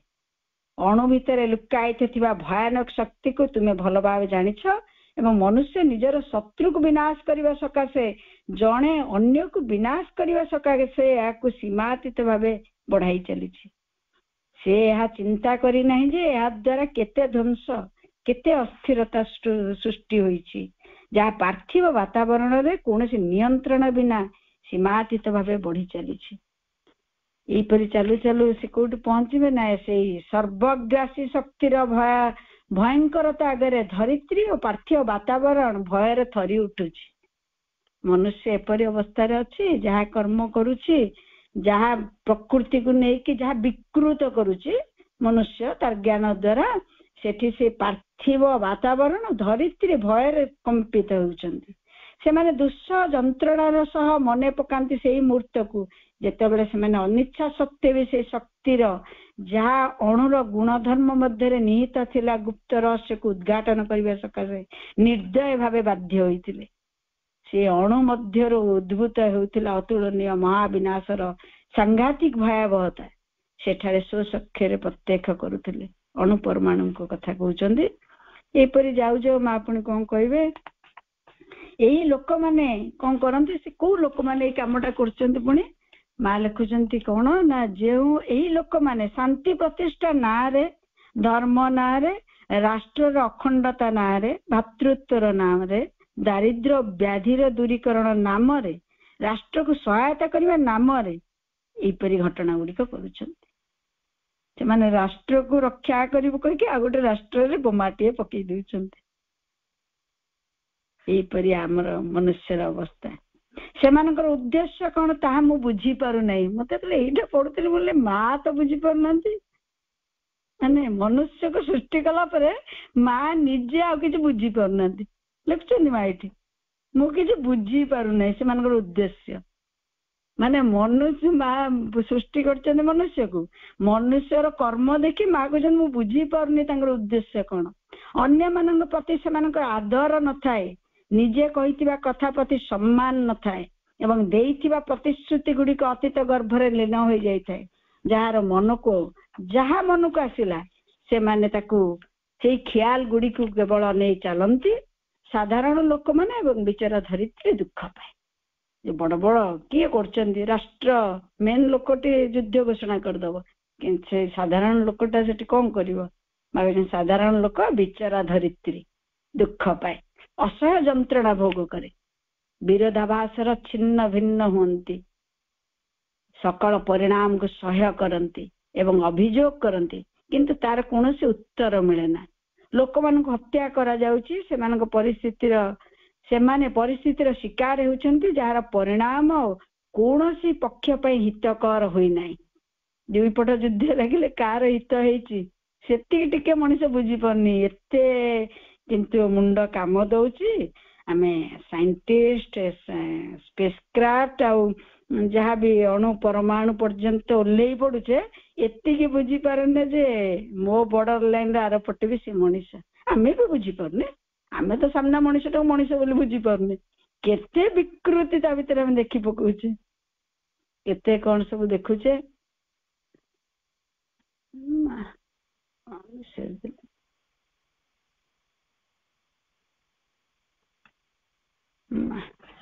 ଆଜ୍ଞା, ସେମାନେ କଣ କରୁଛନ୍ତି ନା ସେ ବିକୃତ ଗୁଡିକ ଘଟୁଛି, ଲୋକମାନଙ୍କୁ ହତ୍ୟା କରି ଯାଉଛି, ସେମାନେ ପରିସ୍ଥିତିର ଶିକାର ହେଉଛନ୍ତି ଯାହାର ପରିଣାମ କୌଣସି ପକ୍ଷ ପାଇଁ ହିତ। ଏଇ ଯୋଉ କୌଣସି ପକ୍ଷ ପାଇଁ ହିତକର ନୁହେଁ, ମତେ ଲାଗୁଛି ସେ ୱାର୍ଡ ଟା ଦେଶ ଦେଶର ଯୁଦ୍ଧ ଭିତରେ ନୁହେଁ, ଆମ ଭିତରେ ଅଛି। କୌଣସି ପରିସ୍ଥିତିରେ ସେଟା କାହା ପାଇଁ ବି ହିତକର ହଉନି। ଯେତେବେଳେ ଆମେ ଅନ୍ୟକୁ ଏଇପରି ଦେଖୁଛେ ଶତ୍ରୁର ରୂପରେ, ନା ତା ପାଇଁ ହିତକର ନା ଆମ ପାଇଁ ହିତକର।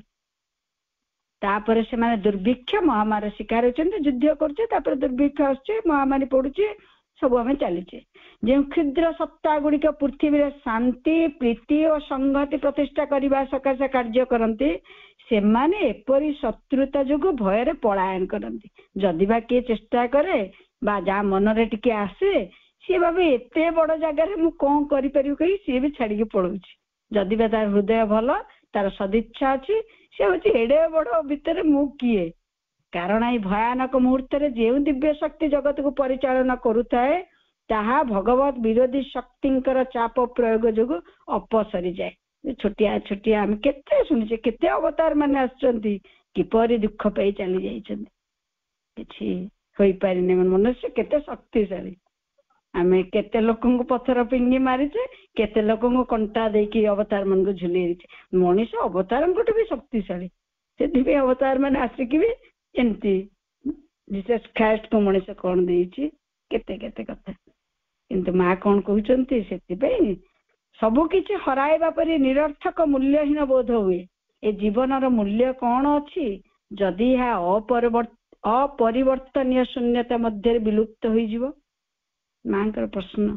ଯଦି ଏମିତି ହେଉଥିବ, ଲାଇଫ ଆସୁଥିବ ଆଉ ଏମିତି ଚାଲି ଯାଉଥିବ, ତାହେଲେ କଣ ହବ? ଯୋଉ କାମଟି କରିବାକୁ ମା ଆସିଛନ୍ତି, କହୁଛନ୍ତି ଏଥର ବିଲୁପ୍ତ ହବ ନାହିଁ। କେତେ ଏମିତି ଧ୍ୱଂସ କରିଦେଇଛି ମନୁଷ୍ୟ ତାର ନିଜ ଆମେ ଯୋଉ ଡାଳରେ ବସିଛେ ତାକୁ ହାଣିଲା ପରେ ଯୋଉ ପୃଥିବୀରେ ବାସ କରୁଛେ ତାକୁ ଧ୍ୱଂସ କରିବା ପାଇଁ ମନୁଷ୍ୟ କିଛି ବାକି ରଖିନାହିଁ। ଏ ଭୟାନକ ମୁହୂର୍ତ୍ତରେ ଏକ ଅସ୍ପଷ୍ଟ ସ୍ୱର ଶୁଣାଯାଏ ଧରିତ୍ରୀ ବକ୍ଷରେ। ସେମାନେ କଣ କହୁଛନ୍ତି? ଯେତେବେଳେ ଏଇ କଥାଟି ଘଟିଛି, ସେ ଯୋଉ କଷ୍ଟ ପାଇଛନ୍ତି ଜଡ ଜଗତ, ଅଣୁ ପରମାଣୁ ମାନେ, ସେମାନେ ଯେତେବେଳେ ମାଙ୍କର ସ୍ପର୍ଶ ପାଇଛନ୍ତି, ସେ କହୁଛନ୍ତି କି ମଙ୍ଗଳମୟୀ, ମଙ୍ଗଳକାମୀ କରୁଣା, କି ମହିମମୟ ଶାନ୍ତି। ଆମେ କଣ ଅନୁଭବ କରୁଛେ ଶାନ୍ତି? कौन माँ को कहे माँ करुणामयी माँ किसी बड़ कथा नुहे सबू से जड़ जगत आरंभ हो चली आम पर्यंत पहुंची से माने से अणु परमाणु कि मंगलमयी करुणा कि महिमामय शांति अणु मध्य निर्यातित हुई रही क्षुद्र सत्ता गुड़िक सकाशे कि आश्वासना कि शुभ मुहूर्त माँ कहते माँ स्पर्श पाई जो कहते माँ कि मंगल स्पर्श कि महिमामय शांति आम अनुभव करुछु कारण एगुड़िक होउछि से धूलिकणा जहाँ पर मोर पाद पड़ी या माँ करने को भी आम केते कष्ट देछि भी किसी कम कष्ट भोगवा पड़ेनि जहा जहा मना करुले मनुष्य से ही करुला करुछि भी वर्तमान भी आम से करछे जहा आश्रम रे थिबा समय रे माँ सशरीर रे जहा कले माँ का शरीर कष्ट हम एगुड़ी आम समस्ते अल्प बहुत पढ़ी सारीचे मनीष कौन बुझी पारुला मनीष कहूला तुम्हें कष्ट पा मु कौन करी मु तो निसहाय मु जहा मोर प्रकृति अच्छी से ही करी ताकू नहीं कि माँ से शरीर कष्ट गुड़िक भोग करते एबे कौन माँ से कष्ट गुड़िक भोग कर कि अन्य रूप रे आम भितर जहाँ जहाँ चाहिए से करछे पाठ चक्र उठी जाऊ जाऊ आ ना कथा अन्यर निंदा कि हार्मोनी माँ कौन कहते केते खुशी हे तुम भितर यूनिटी हार्मोनी वर्ड गुड़िक लिखिले आउ कौन मोर मन पड़ूना अच्छी कि आम भितर ना एबे भी माँ दुखी एबे भी माँ को आम असफल करने लगी पड़े दिन राति आम प्रयास जारी केवल पढ़ुचे केवल शुणुचे केवल केवल कहुपे किंतु जदि आम माँ से कष्ट गुड़िक कार्यटी को जो विल यू हेल्प टी पचारि नक जहा करुवा जिते समय पाठचक्र करुवा भोजी भात करुवा खुशी होउथुवा किछि जन को भल पाउथुवा अन्य मान ना गपिकी आसुथुवा सेते बेल पर्यंत किछि हमर हबनी माँ पर कोठी भी लिखि ना आम भोजी भात करी पाठचक्र कले रूपांतर हो आम हो तो केबेठु चली से कम जहाँ को रूपांतरकारी आलोक एवं विजयनी शक्तिर स्पर्श मिली जो मैंने से खुशीटा एगुड़िक हूँ से धूलिकणा जहाँ उपरे मोर पाद पड़ी जहाँ को रूपांतरकारी आलोक एवं विजयनी शक्तिर स्पर्श मिली प्रथमे सेमाने एक साम्य स्थिति आनिबा सकाशे प्रयास करते तत्परे अनुकंपारे प्रसाद सब तो पढ़ी हेनी माने से अणु परमाणु माने किपरि कार्य करिसेंती माता कहउचंती गोटे अणुटी मो स्पर्श पाइले सीता पड़ोसी अणु को कहूची जे तुमे एई स्पर्श लाभ करिछ या केते आनंददायी केते शांतिप्रद तुमे जानो जेउ आड़े मु जाइछि जेउठारे मोर पाद पड़िछि धरित्रीर जेउ जेउ स्थान आम चरण माने प्रभुंकर भी आम चरण स्पर्श लाभ करिछि सेही स्थान पुण्य स्थल होइछि शुद्ध होइछि एवं आमर स्पर्श आम द्वारा संचारित रूपांतरकारी शक्ति जहाँ निश्चेतनर गभीरतम प्रदेश रे कार्य करिवा सकाशे आम ठारु निश्रुत होइछि सेथि प्रति मध्य से ग्रहणशील होइछि जो ज्योति आम भीतर निश्रुत होइछि ता लक्ष लक्ष वर्ष धरी तंद्रा मध्य पड़ी रही अति क्षुद्र कणिका गुड़ी को एक नूतन चेतना एक अज्ञात आनंदर स्पंदन प्रति प्रवृद्ध करिछि मत लगुला ये जो माँ गोटे जगह लिखिबे जे अणु गुड़िक किपरि गोटे अणु जो माँ को स्पर्श पाई सीधा पड़ोसी अणु को कहूची जे एटा जानिछ एमती गोटे किछि स्पर्श अछि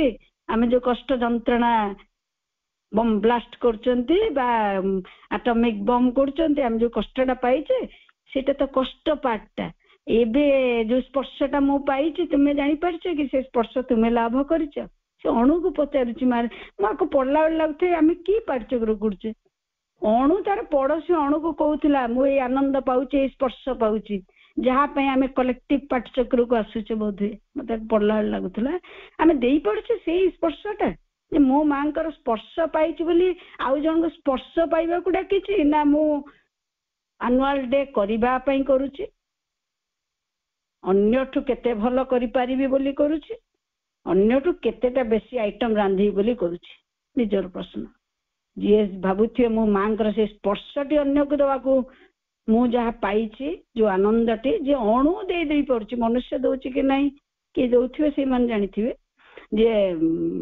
ଆମେ ଦେଇପାରୁଛୁ ତ। ମୁଁ ମାଙ୍କର ଏଇ ସ୍ପର୍ଶଟା ପାଇଛି, ଆନନ୍ଦଟା ପାଇଛି, ସେଇଟାକୁ ମୁଁ ସଞ୍ଚାରିତ କରିଦେବି ଅନ୍ୟ ଅଣୁକୁ। ଅଣୁଟା ପଚାରୁଛି ଯେଉଁ ଆଡେ ମୋର ଦୃଷ୍ଟି ପଡେ ସେଠାରେ ମୋ ଆଲୋକର ଏକ ସ୍ଫୁଲିଙ୍ଗ ରହିଛି ଯାହା ମତେ ଇଶାରା ଦିଏ। ଯେଉଁ ସ୍ଥାନରେ ମୋର ପାଦ ପଡିଛି ସେଠାରେ ରୂପାନ୍ତରକାରୀ ଶକ୍ତି ସକ୍ରିୟ ହୋଇଛି, ଯଦ୍ୱାରା ପୃଥିବୀ ଚେତନାରେ କମ୍ପନ ସୃଷ୍ଟି ହୋଇଛି। କିପରି ଏ ଅସ୍ପଷ୍ଟ ଓ ଘନ ନିଶ୍ଚେତନା ଏ ଅଜ୍ଞାତ ଅଭେଦ୍ୟ ତମସାର ଜଡପିଣ୍ଡ ମଧ୍ୟରେ ଯେଉଁଠି କେବେ ବି ଆଲୋକ ଦୃଶ୍ୟ ହୋଇନଥିଲା, ପରିଶେଷରେ ଏବେ ସେଠାରେ ଏକ ଆଲୋକ ରଶ୍ମି ଏହି କ୍ଷୁଦ୍ର ଜଡପିଣ୍ଡକୁ ଆଲୋକିତ କରୁଥିବାର ସ୍ପଷ୍ଟ ଭାବେ ଦେଖାଯାଉଛି। ଏହି ଅଣୁ ଗୁଡିକର ନାଭି କେନ୍ଦ୍ରରେ ମୁଁ ଦୀପ ଜଳାଇ ଦେଇଛି। ମା ଆମ ପାଇଁ କାର୍ଯ୍ୟ କରୁନାହାନ୍ତି, ବା ଆମ କେବଳ ଆକୁ ଶୁଣିଲା ପରେ ଲାଗିବ ଯେ ଆମେ କଣ କରୁଛେ। ନାଭି କେନ୍ଦ୍ରରେ ମୁଁ ଦୀପଟିଏ ଜଳାଇ ଦେଇଛି ଯାହା ଅଚଳ ଶକ୍ତିର ଘେର ଭିତରେ ବନ୍ଦୀ ହୋଇଥିବା ନିଶ୍ଚେତନାର ଏହି ଜଡପିଣ୍ଡ ମଧ୍ୟରେ ଅନନ୍ତ କାଳରୁ ରହି ଆସିଥିବା ଅସ୍ପଷ୍ଟ ଅଜ୍ଞାନତା ମଧ୍ୟରେ ହୃତ୍ସ୍ପନ୍ଦନ ପରି କମ୍ପନ ସୃଷ୍ଟି କରି ଜାଗରିତ ହେଉଛି। ଯେଉଁଠାରେ କିଛି ନଥିଲା ସେଠାରେ ଏକ ନୂଆ ଦୁନିଆକୁ ପ୍ରକଟ କରୁଛି। ଏଇ ବିଷୟରେ ମା ଲେଖିବାକୁ ଯାଇକି ବହୁତ ଅଛି, ବହୁତ ଅପବାହିତ ପଢିଥିବେ, ଆଉ ବି ସମସ୍ତେ ପଢିପାରିବେ। ଯେ କଣ ହଉଛି, ମା କହୁଛନ୍ତି ଏପରି ହବ ଯେ ଜଡ ଏପରି ଗ୍ରହଣଶୀଳ ହେଇଛି, ଧୀରେ ଧୀରେ ନୂଆ ଫୁଲ ମାନେ ଆସିବେ ଯୋଉ ଫୁଲ ଆଗରୁ ନଥିଲେ। ସେଇଟା ନାରଦ ଜି ଅଛନ୍ତି ଆଶ୍ରମରେ, ତାଙ୍କର ଫେସବୁକ ରେ ମୁଁ ବେଳେ ବେଳେ ଦେଖେ, ସେଇଟା ତାଙ୍କର ଫେସବୁକ ରେ ସେ ପକାନ୍ତି। ଆମେରିକାରେ ସେ ଯେତେବେଳେ ୟୁଏସ ଯାଆନ୍ତି, ଏଇ ଫୁଲଟା ବି ନୂଆ ଫାର୍ଷ୍ଟ ଟାଇମ ହେଇଛି, ସେ ମାଙ୍କୁ ପଢୁଛନ୍ତି, ଜାଣୁଛନ୍ତି, ଆଉ ଏଇଟା ନଥିଲା ଏବେ ଆସିଛି, ଏପରି ଲେଖୁଛନ୍ତି। ଯେତେ ଯେତେ ଚେତନା ଗୁଡିକ ଏଇ ଯୋଉ ମାଙ୍କ ରୂପାନ୍ତରକାରିଣୀ ମହାଶକ୍ତି ଦ୍ଵାରା ଆମେ କଣ ପୃଥିବୀ ଯେତେ ଯେତେ ଚେତନଶୀଳ ହଉଥିବ ସେତେ ସେତେ ନୂଆ ଜିନିଷ ଗୁଡିକ ଆସୁଥିବ। ସେ ନୂଆ ଜଗତ ଆସିବା ଆଗରୁ ସେ ନୂଆ ଜିନିଷ ଗୁଡିକ ଆସିକି ରେଡି ହେଇଯାଇଥିବେ। ଏହା ଏକ ଅତୀନ୍ଦ୍ରିୟ ପ୍ରଭାବ, ଏକ ଆଧ୍ୟାତ୍ମିକ ସଂକଳ୍ପ ମୋଠାରେ ନିଃସୃତ ହୋଇ ଅବଚେତନ ଓ ଜଡ ନିଶ୍ଚେତନା ଭିତରକୁ ପ୍ରବେଶ କରିଛି, ଯାହା ଏଇ ଗୁଢ ଦୁର୍ବୋଧ୍ୟ ଓ ତିମିରାଚ୍ଛନ୍ନ ନିଶ୍ଚେତନା ମଧ୍ୟରେ ଲୁକାୟିତ ଥିବା ଦିବ୍ୟ ଶକ୍ତିକୁ ସକ୍ରିୟ ଓ ସଜାଗ କରିପାରିବ। ସେଇ ଆମେ ଜାଣିଛେ ଯେ ସେଇ ସୁପର କନସିଏଣ୍ଟ ଇନକନସିଏଣ୍ଟ ହେଇଛନ୍ତି, କିନ୍ତୁ ଲୁଚିକି ରହିଛନ୍ତି, କିନ୍ତୁ ସେ କ୍ରିୟାଟି ମାଙ୍କର ସ୍ପର୍ଶରେ ହବ। ସେଥିପାଇଁ ଏତେ କାମ, କାରଣ ଏଇ ଦିବ୍ୟ ସ୍ଫୁଲିଙ୍ଗ ସେଠାରେ ଗୁପ୍ତ ଭାବେ ରହିଥିଲା। ଏଥିଯୋଗୁ ପୃଥିବୀକୁ ରକ୍ଷା କରାଯାଇ ପାରିଲା।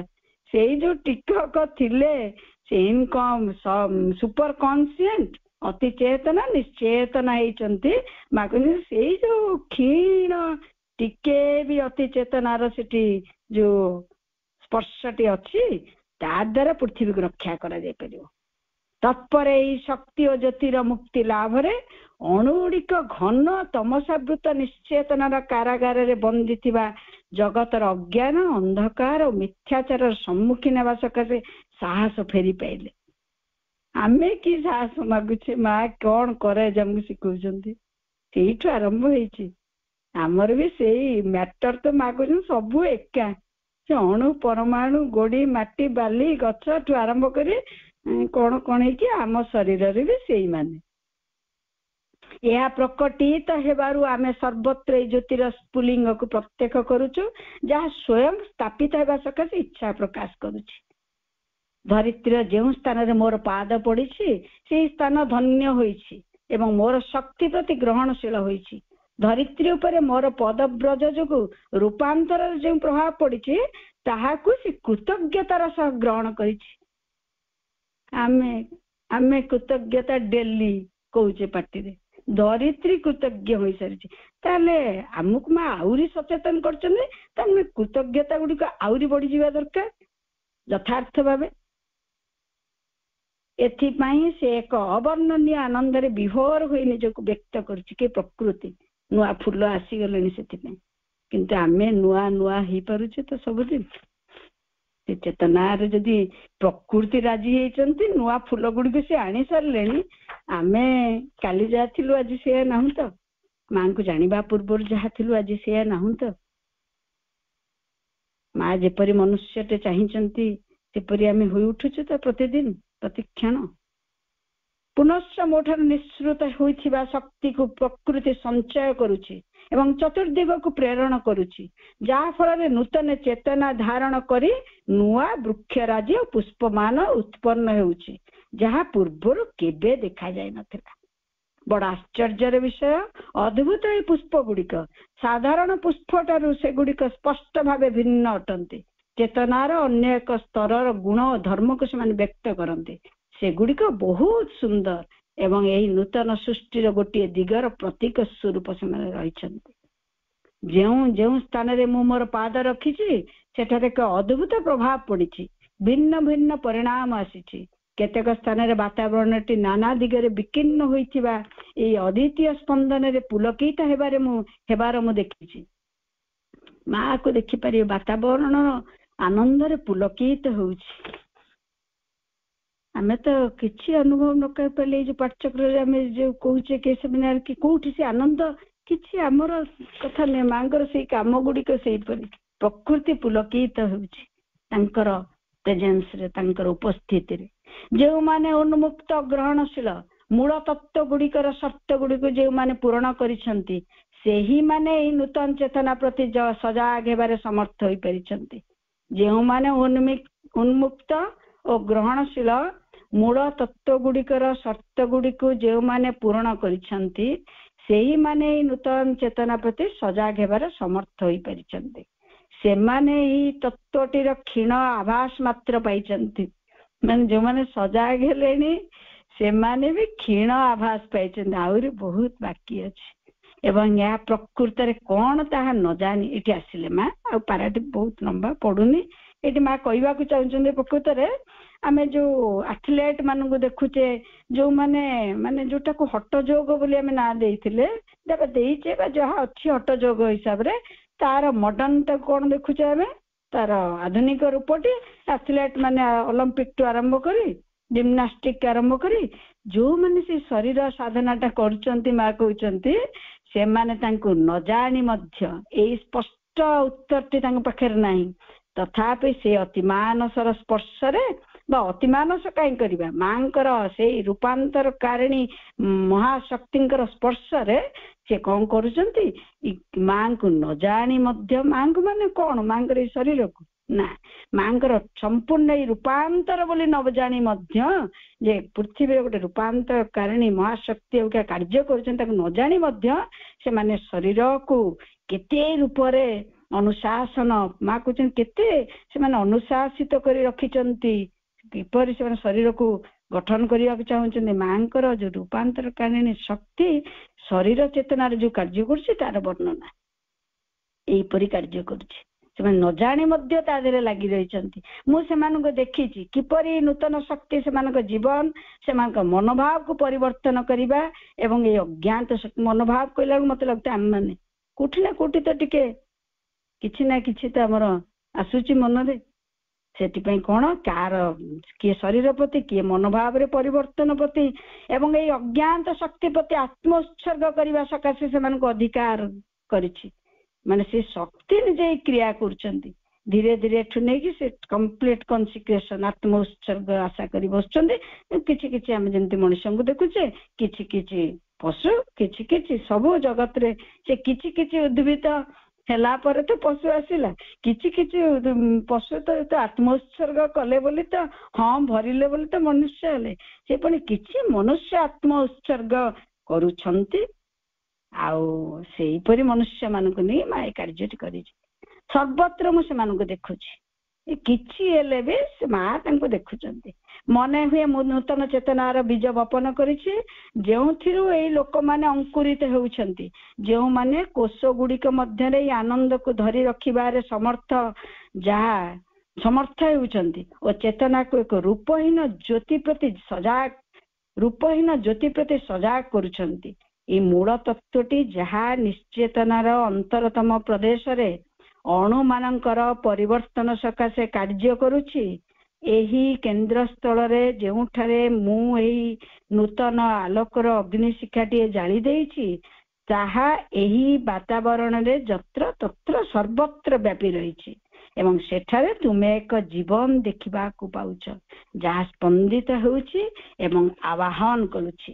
ଏବେ ଏହା ପରିବର୍ତ୍ତନ ଆଣିବା ସକାଶେ ବାତାବରଣରେ ନିଜର ପରିସର ବଢାଇବାରେ ଲାଗିଛି ଏବଂ ଯାହା କିଛି ମୁଁ ଅନ୍ତରତମ ପ୍ରଦେଶରୁ ପ୍ରେରଣ କରିଥିଲି ତାର ପ୍ରତ୍ୟୁତ୍ତରରେ ଏଇ ପ୍ରକୃତ କାର୍ଯ୍ୟଟି ବାତାବରଣରେ ପ୍ରସାରିତ ହେବାର ଲାଗିଛି। ଯାହା ଆମେ କରୁଛେ ବହୁତ କାର୍ଯ୍ୟ ଭିତରେ ଏଇ ଆମେ ଗୋଟେ କାର୍ଯ୍ୟ କରୁଛେ, ଗୋଟେ ବହୁତ କାର୍ଯ୍ୟ ମାଙ୍କର ଏଇ ମାଙ୍କୁ ପଢୁଛେ କହୁଛେ ବାତାବରଣରେ ସେ କାର୍ଯ୍ୟ କରୁଛି, ପ୍ରସାରିତ ହେବାରେ ଲାଗିଛି। ସେ କିଏ ନା ତାଙ୍କର ପୋତା ଯାଇଥିବା ମଞ୍ଜିଟି ରୂପ ନଉଛି ମା କହୁଛନ୍ତି। ତାକୁ ବପନ କରିଥିଲେ ସିଏ ଯିଏ ଆଉ କେ ଗଛ ଲତା ହେଇକି ବଢୁଛି, ଯାହାକୁ ଆମେ ଅନଲାଇନ ଅଫଲାଇନ କରିକି କଣ୍ଟ୍ରୋଭର୍ସିକୁ ଯାଉଛେ। କଥା କଥା ବାତାବରଣରେ ଚାଲି ଯାଉଛି, ଚିନ୍ତା ବାତାବରଣରେ ଚାଲି, କଥା ତ ବଡ କଥା, ଆମ ଚିନ୍ତା ଭାବନା ବି ବାତାବରଣରେ କ୍ରିୟା କରୁଛି। এই ରୂପାନ୍ତରକାରିଣୀ ମହାଶକ୍ତିଙ୍କର ସହଯୋଗ କିମ୍ବା ଅସହଯୋଗ ପାଇଁ ଦୁଇଟି କଥା। ମୋର ଚିନ୍ତା, ମୋର ଭାବନା, ମୋର ଆଜିର କର୍ମ, ମୋ ଆଜିର କଥା ସବୁକିଛି ସେଇ ରୂପାନ୍ତର କାର୍ଯ୍ୟରେ ସହଯୋଗ କରୁଛି କିମ୍ବା ଅସହଯୋଗ କରୁଛି, ଦୁଇ ପଟେ ଆମେ ଅଛେ। ଏହିପରି ଭାବେ କାର୍ଯ୍ୟଟି କରାଯାଉଛି। ଦିବ୍ୟ କୃପା ଉର୍ଦ୍ଧ୍ୱରୁ ଏକ ଜ୍ୟୋତି ଓ ଶକ୍ତି ପ୍ରେରଣ କରୁଛନ୍ତି, ଜଡ ଜଗତ ତାକୁ ଗ୍ରହଣ କରୁଛି। ଏହିପରି କାର୍ଯ୍ୟଟି ଚାଲିଛି। ଏଇ ପ୍ରୟାସରେ ଧରିତ୍ରୀ ପରମଙ୍କୁ ମୁଁ ବହୁତ ଟିକେ ଛାଡି ଦଉଛି, କାରଣ ସବୁ ତ ପଢିବା ସମ୍ଭବ ନୁହେଁ। ମତେ ଏଇଟା ପଢିଲା ଲାଗେ ସବୁ ପଢିଯିବ ଖାଲି, ଆମେ ତ କେହି କିଏ କାହାକୁ କଣ ବୁଝେଇବା। ଓଡିଆ ତ ଲେଖା ହେଇଛି, ମତେ ଓଡିଆ ଦେଖିଲା ପରେ ଲାଗିଲା ସବୁ ପଢିଯିବା କଥା କେବଳ। ସେମାନେ ତାଙ୍କର ମାଂସପେଶୀ ବହୁତ କଥା ଅଛି। ଆମେ ଚେଷ୍ଟା କରୁଛୁ ମୋ ମାଙ୍କର ସେ ପାଦର ସ୍ପର୍ଶର କିଛି ଅନୁଭୂତି ଟିକେ ଯାହା ମୋର ହୃଦୟକୁ ଛୁଇଁଥିଲା ତାକୁ ଟିକେ ପଢିକି ତାପରେ ସାରିବା। ଆମେ ପ୍ରୀତି ଦାସଗୁପ୍ତା ଦିଦିଙ୍କର ଅବିସ୍ମରଣୀୟ ମୁହୂର୍ତ୍ତ ସମସ୍ତେ ପଢିଥିବେ। ମାଙ୍କର ପାଦ କଥା ପଡିଲେ ଦୁଇଟି କଥା ମୋର ମନେ ପଡେ। ନିଶିକାନ୍ତ ଜୀଙ୍କୁ ଯୋଉ ମା ପ୍ରଭୁଙ୍କର ସେଣ୍ଟିନାରୀ ଥିଲା, ଆଉ କହିଲେ ମା ଏତିକି ଦିନ ଅଛି ମୁଁ ରହିବି, ଆଉ ମୁଁ ଦେଖିବାକୁ ଚାହୁଁଛି ପ୍ରଭୁଙ୍କର ଏଇ ସେଣ୍ଟିନାରୀଟା। ମା କଣ କଲେ, ସେ ଷ୍ଟ୍ରେଚରରେ ଆସିଲେ, ଆଉ ଆସିଲା ପରେ ତାଙ୍କୁ ମାଙ୍କ ପାଦ ତଳେ ରଖିବାକୁ ସେ ନିଜେ କହିଥିଲେ, ମତେ ମାଙ୍କ ପାଖକୁ ନେଇ ଚାଲ।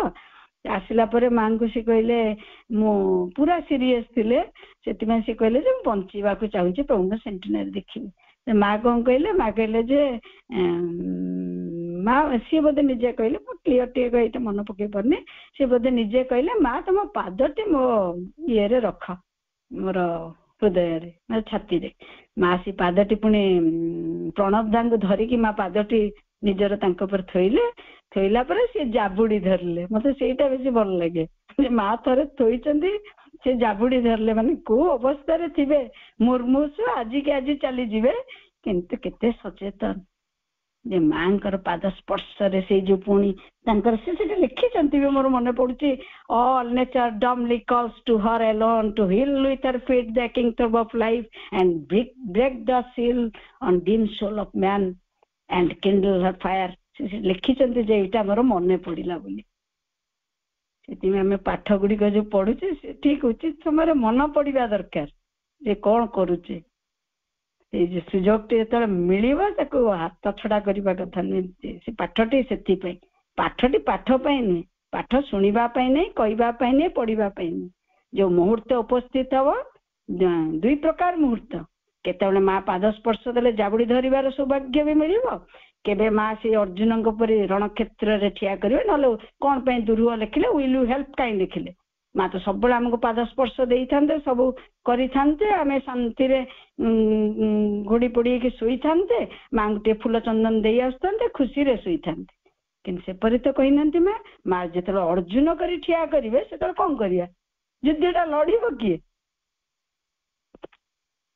ଠିକ ଯୁଦ୍ଧଟା ଲଢିବା ବେଳେ ଯେତେବେଳେ ମା ଠିଆ କରିବେ, ପାଠ ଗୁଡିକ ମନେ ପଡିବା ଦରକାର ଆମର ତାଙ୍କ କୃପାରୁ।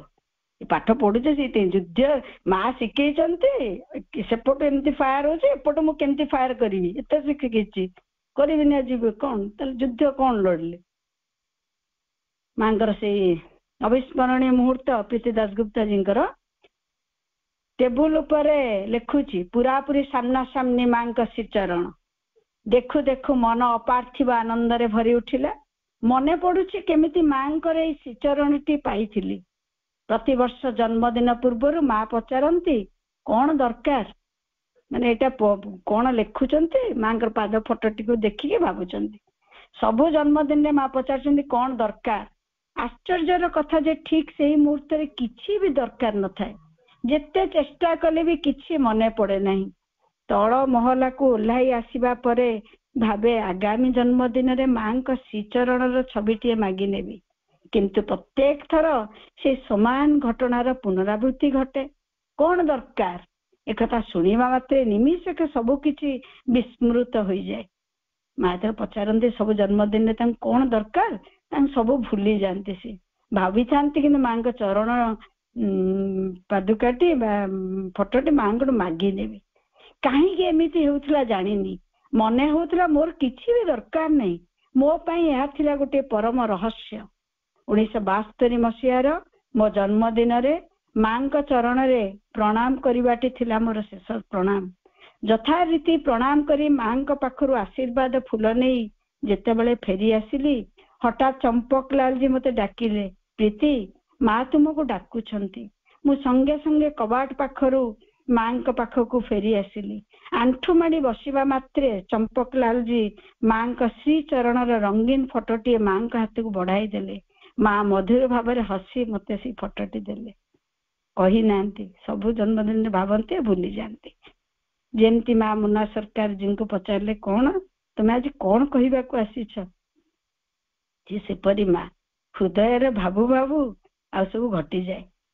ମୁଁ ବିସ୍ମିତ, ଆନନ୍ଦରେ ଆପ୍ଲୁତ। ଭାବିଲି ଏହା କି କଣ, ଏହା ବି କଣ ସମ୍ଭବ। ମା ମୋର ଏତେ ଦିନର ଆକାଂକ୍ଷା ଆଜି ପୂର୍ଣ୍ଣ କରିଦେଲେ। ମାଙ୍କୁ ପୁଣି ଥରେ ପ୍ରଣାମ କଲି। ମନେ ମନେ କହିଲି, ଦେଖିଛି ପ୍ରାଣ ସମର୍ପିଛି, ରଙ୍ଗା ଚରଣ ଯେ ବନ୍ଧା ପଡିଛି। ଧୀର ଶାନ୍ତ ଭାବରେ ଫେରି ଆସିଲି। ସିଡିରେ ଓହ୍ଲାଉ ଓହ୍ଲାଉ ମନେ ହେଲା କି ଆଶ୍ଚର୍ଯ୍ୟ କଥା, ମୋର ଏତେ ଦିନର ଆକାଂକ୍ଷା ଆଜି କେମିତି ଭାବରେ ପୂର୍ଣ୍ଣ ହେଲା। କୃତଜ୍ଞତାରେ ମନ ଉଛୁଳି ପଡିଲା।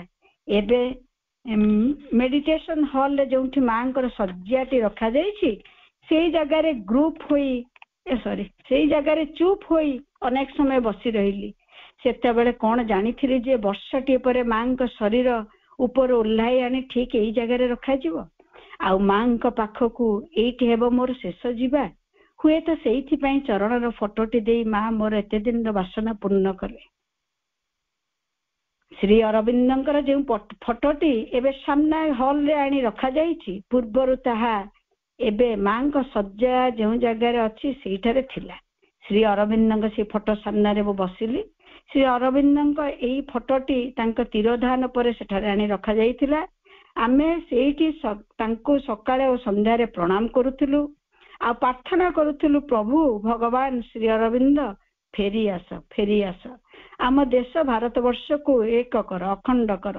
ହେ ଭଗବାନ, ଏବେ ମଧ୍ୟ ନିୟମିତ ଭାବେ ମୁଁ ସେଇ ପ୍ରାର୍ଥନା କରେ। ଭଗବାନ କଣ ଆମର ଏଇ ପ୍ରାର୍ଥନା ପୂରଣ କରିବେନି? ମାଙ୍କୁ ଆମେ ଭଲ ପାଉ, ତାଙ୍କୁ ଆମେ ସ୍ୱୟଂ ମା ଅଦିତି, ମହେଶ୍ୱରୀ, ମହାକାଳୀ, ମହାଲକ୍ଷ୍ମୀ, ମହାସରସ୍ୱତୀ ସବୁ ରୂପରେ ଉଣା ଅଧିକେ ଅନୁଭବ କରିଛୁ। ନିଆଁ ପାଖରେ ଥିଲେ ତାର ଧାସ ଟିକେ ନା ଟିକେ ଶରୀରକୁ ସ୍ପର୍ଶ କରିବ ହିଁ କରିବ। ଆମେ ନିଜକୁ ଅପରିଣତ ଅଜ୍ଞ ଜାଣି ମଧ୍ୟ ଅତି ସହଜ ଭାବରେ ମାଙ୍କର ସବୁ ରୂପର କରୁଣାମୟ ସ୍ପର୍ଶ ଲାଭ କରିଛୁ। କିନ୍ତୁ ମାଙ୍କ ଶରୀର ଯେ ସମ୍ପୂର୍ଣ୍ଣ ରୂପେ ଦେବୀଙ୍କ ଶରୀର, ଏଇ ଜ୍ଞାନ ଉପଲବ୍ଧି ଆମର ନଥିଲା। ଏତେ ସହଜରେ ତାଙ୍କୁ ଆମ ପାଖରେ ପାଇଥିଲୁ ଯେ ଧାରଣା ମଧ୍ୟ କରିପାରି ନଥିଲୁ ମାଙ୍କର ଏଇ ମାନସୀ ତନୁ, ଯାହାର ଆଶ୍ରୟରେ ଆମେ ଏଇ ବିପଦ ସଂକୁଳ ପଥରେ ଆଗେଇ ଚାଲିଛୁ। ସେଇ ତନୁର ଅଣୁ ପରମାଣୁ ଏମିତିକି ବାହାରର ଆକୃତି ମଧ୍ୟ ସ୍ୱୟଂ ମା ଅଦିତିଙ୍କର। ମାଙ୍କୁ ଏତେ ନିକଟରେ ପାଇ ମାଙ୍କ ଦେହକୁ ଆମେ ଆମର ପରମ ବନ୍ଧୁ ବୋଲି ଜାଣିଥିଲୁ, କିନ୍ତୁ ତାର ମୂଲ୍ୟ ଯେ ଏତେ ଅପରିସୀମ ତାହା ଘଟଣା ଚକ୍ରରେ ଦିନେ ମାଙ୍କ ନିଜ ମୁହଁରୁ ହିଁ ପ୍ରକାଶ ପାଇଥିଲା। ତାହା ଏକ ବିସ୍ମୟକର ଅଭିଜ୍ଞତା। ମା ଯେତେବେଳେ ଟେନିସ ଖେଳୁଥିଲେ ସେତେବେଳେ ତାବି ପିନ୍ଧି ହିଁ ଖେଳୁଥିଲେ। ଏ ତାବି ହଉଛି ପାଦରେ ପିନ୍ଧିବା ସକାଶେ ବିଶେଷ ପ୍ରକାରର ଏକ ଜାପାନୀ ବସ୍ତୁ। ଜୋତା ନୁହେଁ କି ମୋଜା ନୁହେଁ, ଖୁବ ଆରାମଦାୟକ। ମା ଜାପାନରୁ ଯେଉଁ କେତେ ଯୋଡା ତାବି ଆଣିଥିଲେ ତାହା ପ୍ରାୟ ଶେଷ ହୋଇ ଆସିଥାଏ। ଦିନେ ଟେନିସ ଗ୍ରାଉଣ୍ଡରେ ମା ବସୁଧାଦୀଙ୍କୁ ତାବି ବିଷୟରେ କହୁଥିଲେ। କେମିତି ତାବି ଯୋଗାଡ଼ କରାଯିବ ସେଇ ବିଷୟରେ ସେମାନେ କଥା ହେଉଥିଲେ। ମୋ ପାଖରେ ଛିଡ଼ା ହୋଇଥିଲି, ସବୁ ଶୁଣିଲି। ଏମିତି ଭାଗ୍ୟ ଯେ କିଛି ଦିନ ପରେ ମୋର ସାନ ମାମୁଁ ହିମାଂଶୁ ଏଠାକୁ ଆସିଲେ ଜାପାନ ଯିବେ ବୋଲି। ଯିବା ପୂର୍ବରୁ ମାଙ୍କର ଅନୁମତି ନେବାକୁ ଆସିଥାନ୍ତି। ମୋର ଖୁସି କହିଲେ ନ ସରେ। ମାମୁଁଙ୍କୁ କହିଲି ମାଙ୍କ ପାଇଁ ଜାପାନରୁ ତାବି ଆଣିଦେବ। ମାମୁଁ କହିଲେ ମାଙ୍କ ପାଦର ମାପ ଆଣିଦିଅ, ଯେକୌଣସି ତାବି ତ ମାଙ୍କ ପାଦକୁ ହେବ ନାହିଁ। ଟେନିସ୍ ଖେଳି ସାରି ପ୍ଲେଗ୍ରାଉଣ୍ଡକୁ ଫେରି ଆସି ମା ଯେତେବେଳେ ତାଙ୍କ ଘରେ ସୋଫାରେ ବସିଥିଲେ, ସେତିକି ବେଳେ ମୁଁ ହାତରେ କାଗଜ ଓ ପେନସିଲ ଧରି ଘର ଭିତରକୁ ପଶିଲି। ମାଙ୍କୁ କହିଲି, ମା ଏଇ କାଗଜ ଉପରେ ତୁମ ଚରଣ ରଖ, ମୁଁ ଆଙ୍କି ନେବି। ସାନ ମାମୁଁ ଜାପାନ ଯାଉଛନ୍ତି, ତୁମ ପାଇଁ ତାବି ଆଣିଦେବେ। ମା ସଙ୍ଗେ ସଙ୍ଗେ ରାଜି ହୋଇଗଲେ। ମାଙ୍କ ଚରଣ ଆଙ୍କି ନେବା ପାଇଁ ମୁଁ ନଇଁ ପଡିଲି। ମାଙ୍କ ଚରଣ ଯେତେ ଦେଖୁଛି ସେତେ ବିସ୍ମିତ ହେଉଛି। ହାତ ଚାଲୁନି। ଏମିତି ଭାବରେ ଏତେ ସମୟ ଧରି ମାଙ୍କ ଚରଣ ଦେଖିବାର ତ ସୁଯୋଗ କେବେ ହୋଇନଥିଲା। ମାଙ୍କ ଚରଣ ଓ ଅଙ୍ଗୁଳିର ଏତେ ନିଖୁଣ ଗଠନ ଓ ସୌନ୍ଦର୍ଯ୍ୟ ଦେଖି ମୁଁ ମୁଗ୍ଧ ହୋଇଗଲି। ସବୁ ଭୁଲି ଯାଇ ଚାହିଁ ରହିଲି। ଆହା, କି ଅପୂର୍ବ ଚରଣ! ପ୍ରତିଟି ଆଙ୍ଗୁଳି କି ସୁନ୍ଦର! ମାଙ୍କ ପଦ ଆଙ୍ଗୁଳିରେ ସୂର୍ଯ୍ୟଙ୍କର ତେଜ, ପ୍ରତିଟି ନଖ ଯେମିତି ସୂକ୍ଷ୍ମ କାରୁକାର୍ଯ୍ୟରେ ଭରା, ଗୋଟିଏ ଗୋଟିଏ ଛୋଟ ଶାମୁକା ସଦୃଶ। ପଦ୍ମ ଫୁଲର ସୁଷମ ଆଉ ଶିଶିରର ସ୍ନିଗ୍ଧତା ଦେଇ ମାଙ୍କ ଚରଣ ଗଢା ହୋଇଛି। ତେଜ, ସୌନ୍ଦର୍ଯ୍ୟ ଆଉ ସ୍ନିଗ୍ଧତାର ଏକ ଆଶ୍ଚର୍ଯ୍ୟଜନକ ମିଳନ ଘଟିଛି ମାଙ୍କ ଚରଣରେ। ତେଜ, ସୌନ୍ଦର୍ଯ୍ୟ ଏବଂ ସ୍ନିଗ୍ଧତାର ଏକ ଆଶ୍ଚର୍ଯ୍ୟଜନକ ମିଳନ ଘଟିଛି ମାଙ୍କ ଚରଣରେ। ଏମିତି ଭାବରେ ମାଙ୍କ ଚରଣକୁ ଜୀବନରେ ଆଉ ତ କେବେ ଦେଖିବାର ସୌଭାଗ୍ୟ ହୋଇନଥିଲା। ମୁଁ ଧନ୍ୟ ହେଲି। କେତେ ସମୟ ଧରି ଏମିତି ଭାବରେ ମାଙ୍କ ଚରଣ ଦୁଇଟିକୁ ଚାହିଁ ରହିଥିଲି, ଜାଣିନି। ହଠାତ୍ ସମ୍ବିତ ଫେରିଲା ଯେତେବେଳେ ମୁଁ ମୋ ମୁଣ୍ଡ ଉପରେ ମାଙ୍କର ହସ୍ତର ସ୍ପର୍ଶ ପାଇଲି। ମୁଁ ଶୀଘ୍ର ପେନସିଲ ଦେଇ କାଗଜ ଉପରେ ମାଙ୍କ ଚରଣ ଆଙ୍କି ନେଲି। ମୁହଁ ଉଠାଇ ମାଙ୍କ ଆଡକୁ ଚାହିଁ କହି ଉଠିଲି, ମା ତୁମ ଚରଣ କି ଅପୂର୍ବ ସୁନ୍ଦର, କି ସୁନ୍ଦର!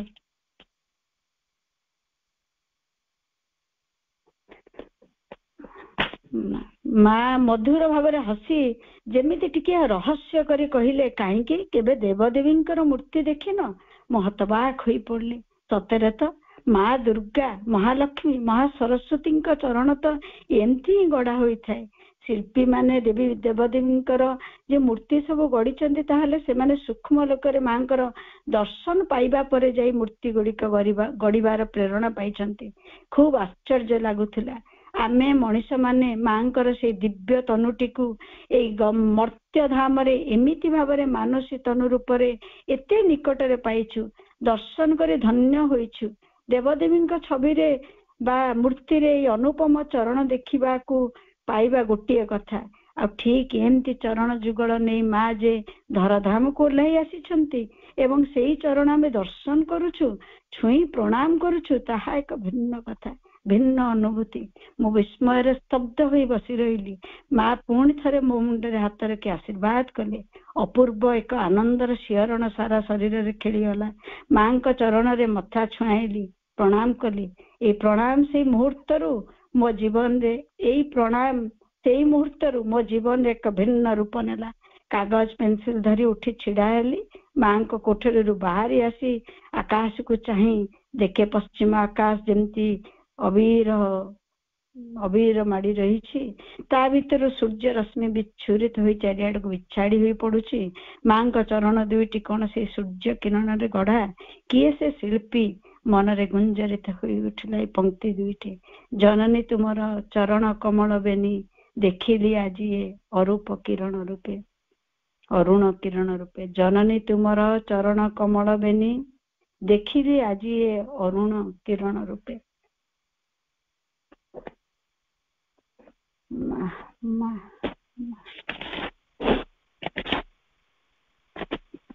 ଓଙ୍କର ସାବିତ୍ରୀରୁ 2-3 ଲାଇନ କାଢିଛି, ପଢି ସାରିବାକୁ ମା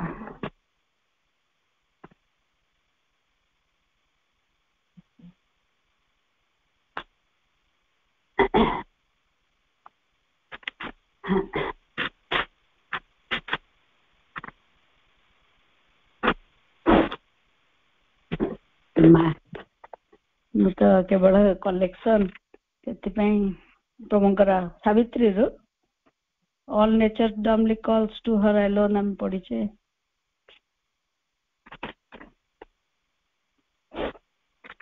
all nature dumbly calls to her alone to heal with her feet the aching throb of life and break the seals on the dim soul of man and kindle her fire in the closed heart of things। ନିଖିଳ ପ୍ରକୃତି ମୁକ କଣ୍ଠେ ଡାକେ ତାଙ୍କୁ ଖାଲି ତାଙ୍କୁ ବିଦୁରିତ ପାଦସ୍ପର୍ଶେ ତାଙ୍କ ଜୀବନର ଆର୍ତ୍ତସ୍ପନ୍ଦନ। ମଣିଷର କ୍ଷୀଣ ଅନ୍ତରାତ୍ମା ପରେ ଗୁନ୍ଥା ଯେ ବଜ୍ର ପଲେପ ବିଦୀର୍ଣ୍ଣ କରଇ ତାଙ୍କୁ ଆପଣା ବହ୍ନିରେ ପ୍ରଜ୍ୱଳିତ କରେ ବନ୍ଦ ହୃଦୟ ଗହରେ। ସମଗ୍ର ବିଶ୍ୱ ପ୍ରକୃତି ତାଙ୍କ ପଦସ୍ପର୍ଶର କଲ୍ୟାଣରେ ବିଶ୍ୱ ଜୀବନର ଦୁଃଖ ତାପର ପୀଡ଼ା ଉପଶମ କରିବା ଲାଗି ଏବଂ ମନୁଷ୍ୟର ନିଷ୍ପ୍ରଭ ଆତ୍ମାରୁ ସକଳ ଅର୍ଗଳ ବିଦୀର୍ଣ୍ଣ କରିବା ଲାଗି ଏବଂ ଅଖିଳ ବସ୍ତୁର ରୁଦ୍ଧ ଅନ୍ତରରେ ତାଙ୍କର ଦିବ୍ୟ ବହ୍ନି ପ୍ରଜ୍ୱଳିତ କରିବା ଲାଗି ମୌନ ଭାବରେ କେବଳ ତାଙ୍କୁ ହିଁ ଆରାଧନା କରେ। Descend to happiness with thy moon gold feet and reach earth's floors upon whose sleep we lie। हे ଆନନ୍ଦମୟୀ ତୁମ ସୁନା ଚାନ୍ଦ ରୂପୀ ପଦ ଚାଳନା କରି ଓହ୍ଲାଇ ଆସ ଏଇ ପୃଥିବୀର ମୂର୍ତ୍ତିକାକୁ ସମୃଦ୍ଧ କର ଯାହାର ସୁପ୍ତିର କୋଳରେ ଆମେ ସାଇତ। ସେଥିପାଇଁ ମାଙ୍କ ଚରଣରେ above the stretch and blaze of cosmic sight, above the silence of the wordless thought, formless creator of immortal forms, nameless, investitured with the name divine, transcending time's hours, transcending timelessness, the mighty mother sits in lucent calm and holds the eternal child upon her knees, attending the day when he shall speak to fate। ବିଶ୍ୱ ଦୃଷ୍ଟିର ପ୍ରସାର ଓ ପ୍ରଜ୍ୱଳନର ଊର୍ଦ୍ଧ୍ୱରେ ନିର୍ବାକ ଚିନ୍ତାର ନିରବତାର ଊର୍ଦ୍ଧ୍ୱରେ ଅମର ରୂପାବଳୀର ଅରୂପା ସୃଷ୍ଟି ଅନାମା ଅଚଳ ଦିବ୍ୟ ନାମ ଧାରଣ କର୍ତ୍ରୀ ତଥା କାଳାତୀତ ସୀମା ଅତିକ୍ରାନ୍ତକାରିଣୀ ମହାଶକ୍ତିମୟୀ ଜଗନ୍ମାତା ତାଙ୍କ ଜ୍ୟୋତିର୍ମୟ ପ୍ରଶାନ୍ତି ମଧ୍ୟରେ ଆସୀନା ହୋଇ ତାଙ୍କ ସନାତନ ସନ୍ତାନକୁ ଆପଣା କୋଳରେ ଧାରଣ କରି ସେହି ଦିନର ଅପେକ୍ଷାରେ ରହିଛନ୍ତି ଯେଉଁ ଦିନ ତାଙ୍କ ସନ୍ତାନ ନିୟତି ସହ କଥାବାର୍ତ୍ତା ହେବା ଲାଗି ସମର୍ଥ ହେବ। ଏଇଟାକୁ ମା ଅପେକ୍ଷା କରିଛନ୍ତି ଯେ ଆମେ ସେଇ ଯୋଉ ଭାଗ୍ୟକୁ ଯାହା ଆଦରି ନେଇଛେ କିମ୍ବା ଦୁଃଖ ପ୍ରକାଶ କରୁଛେ ତା ସାଙ୍ଗରେ ଫ୍ରଣ୍ଟ ଟୁ ଫ୍ରଣ୍ଟ ହବା କଥାବାର୍ତ୍ତା କରିବା ସେଇ ଦିନ ପାଇଁ ମା ଆମକୁ ଗଢି ତୋଳୁଛନ୍ତି। ମାଙ୍କର କୃପା ଭିକ୍ଷା କରିବା ଯାହା ସେ ଆମ ଠାରୁ ଆଶା କରୁଛନ୍ତି ଆମେ କିପରି ସମର୍ଥ ହେଉ ଆମେ ସମସ୍ତେ ମାଙ୍କର ଏଇ କାର୍ଯ୍ୟଟି ପାଇଁ ଯେ ଯାହାକୁ ସେ ଅପେକ୍ଷା କରିଛନ୍ତି ଆପଣା କୋଳରେ ଆମକୁ ଧାରଣ କରିଛନ୍ତି ସେଇ ଦିନର ଅପେକ୍ଷାରେ ଅଛନ୍ତି ଯେତେବେଳେ ତାଙ୍କର ସନ୍ତାନ ଶାଶ୍ୱତ ସନ୍ତାନ ନିୟତିର ସହ କଥାବାର୍ତ୍ତା ହେବା ଲାଗି ସମର୍ଥ ହେବ। ମାଙ୍କ ପାଦ ପଦ୍ମରେ ଅଶେଷ ଆନ୍ତରିକ କୃତଜ୍ଞତା এই ଅମୂଲ୍ୟ ମୁହୂର୍ତ୍ତ এই ଅମୂଲ୍ୟ ସେବା ପାଇଁ। ସମସ୍ତଙ୍କୁ ମୋର ବନ୍ଦେ ମାତରମ୍ ବହୁତ ବହୁତ ସମ୍ମାନ।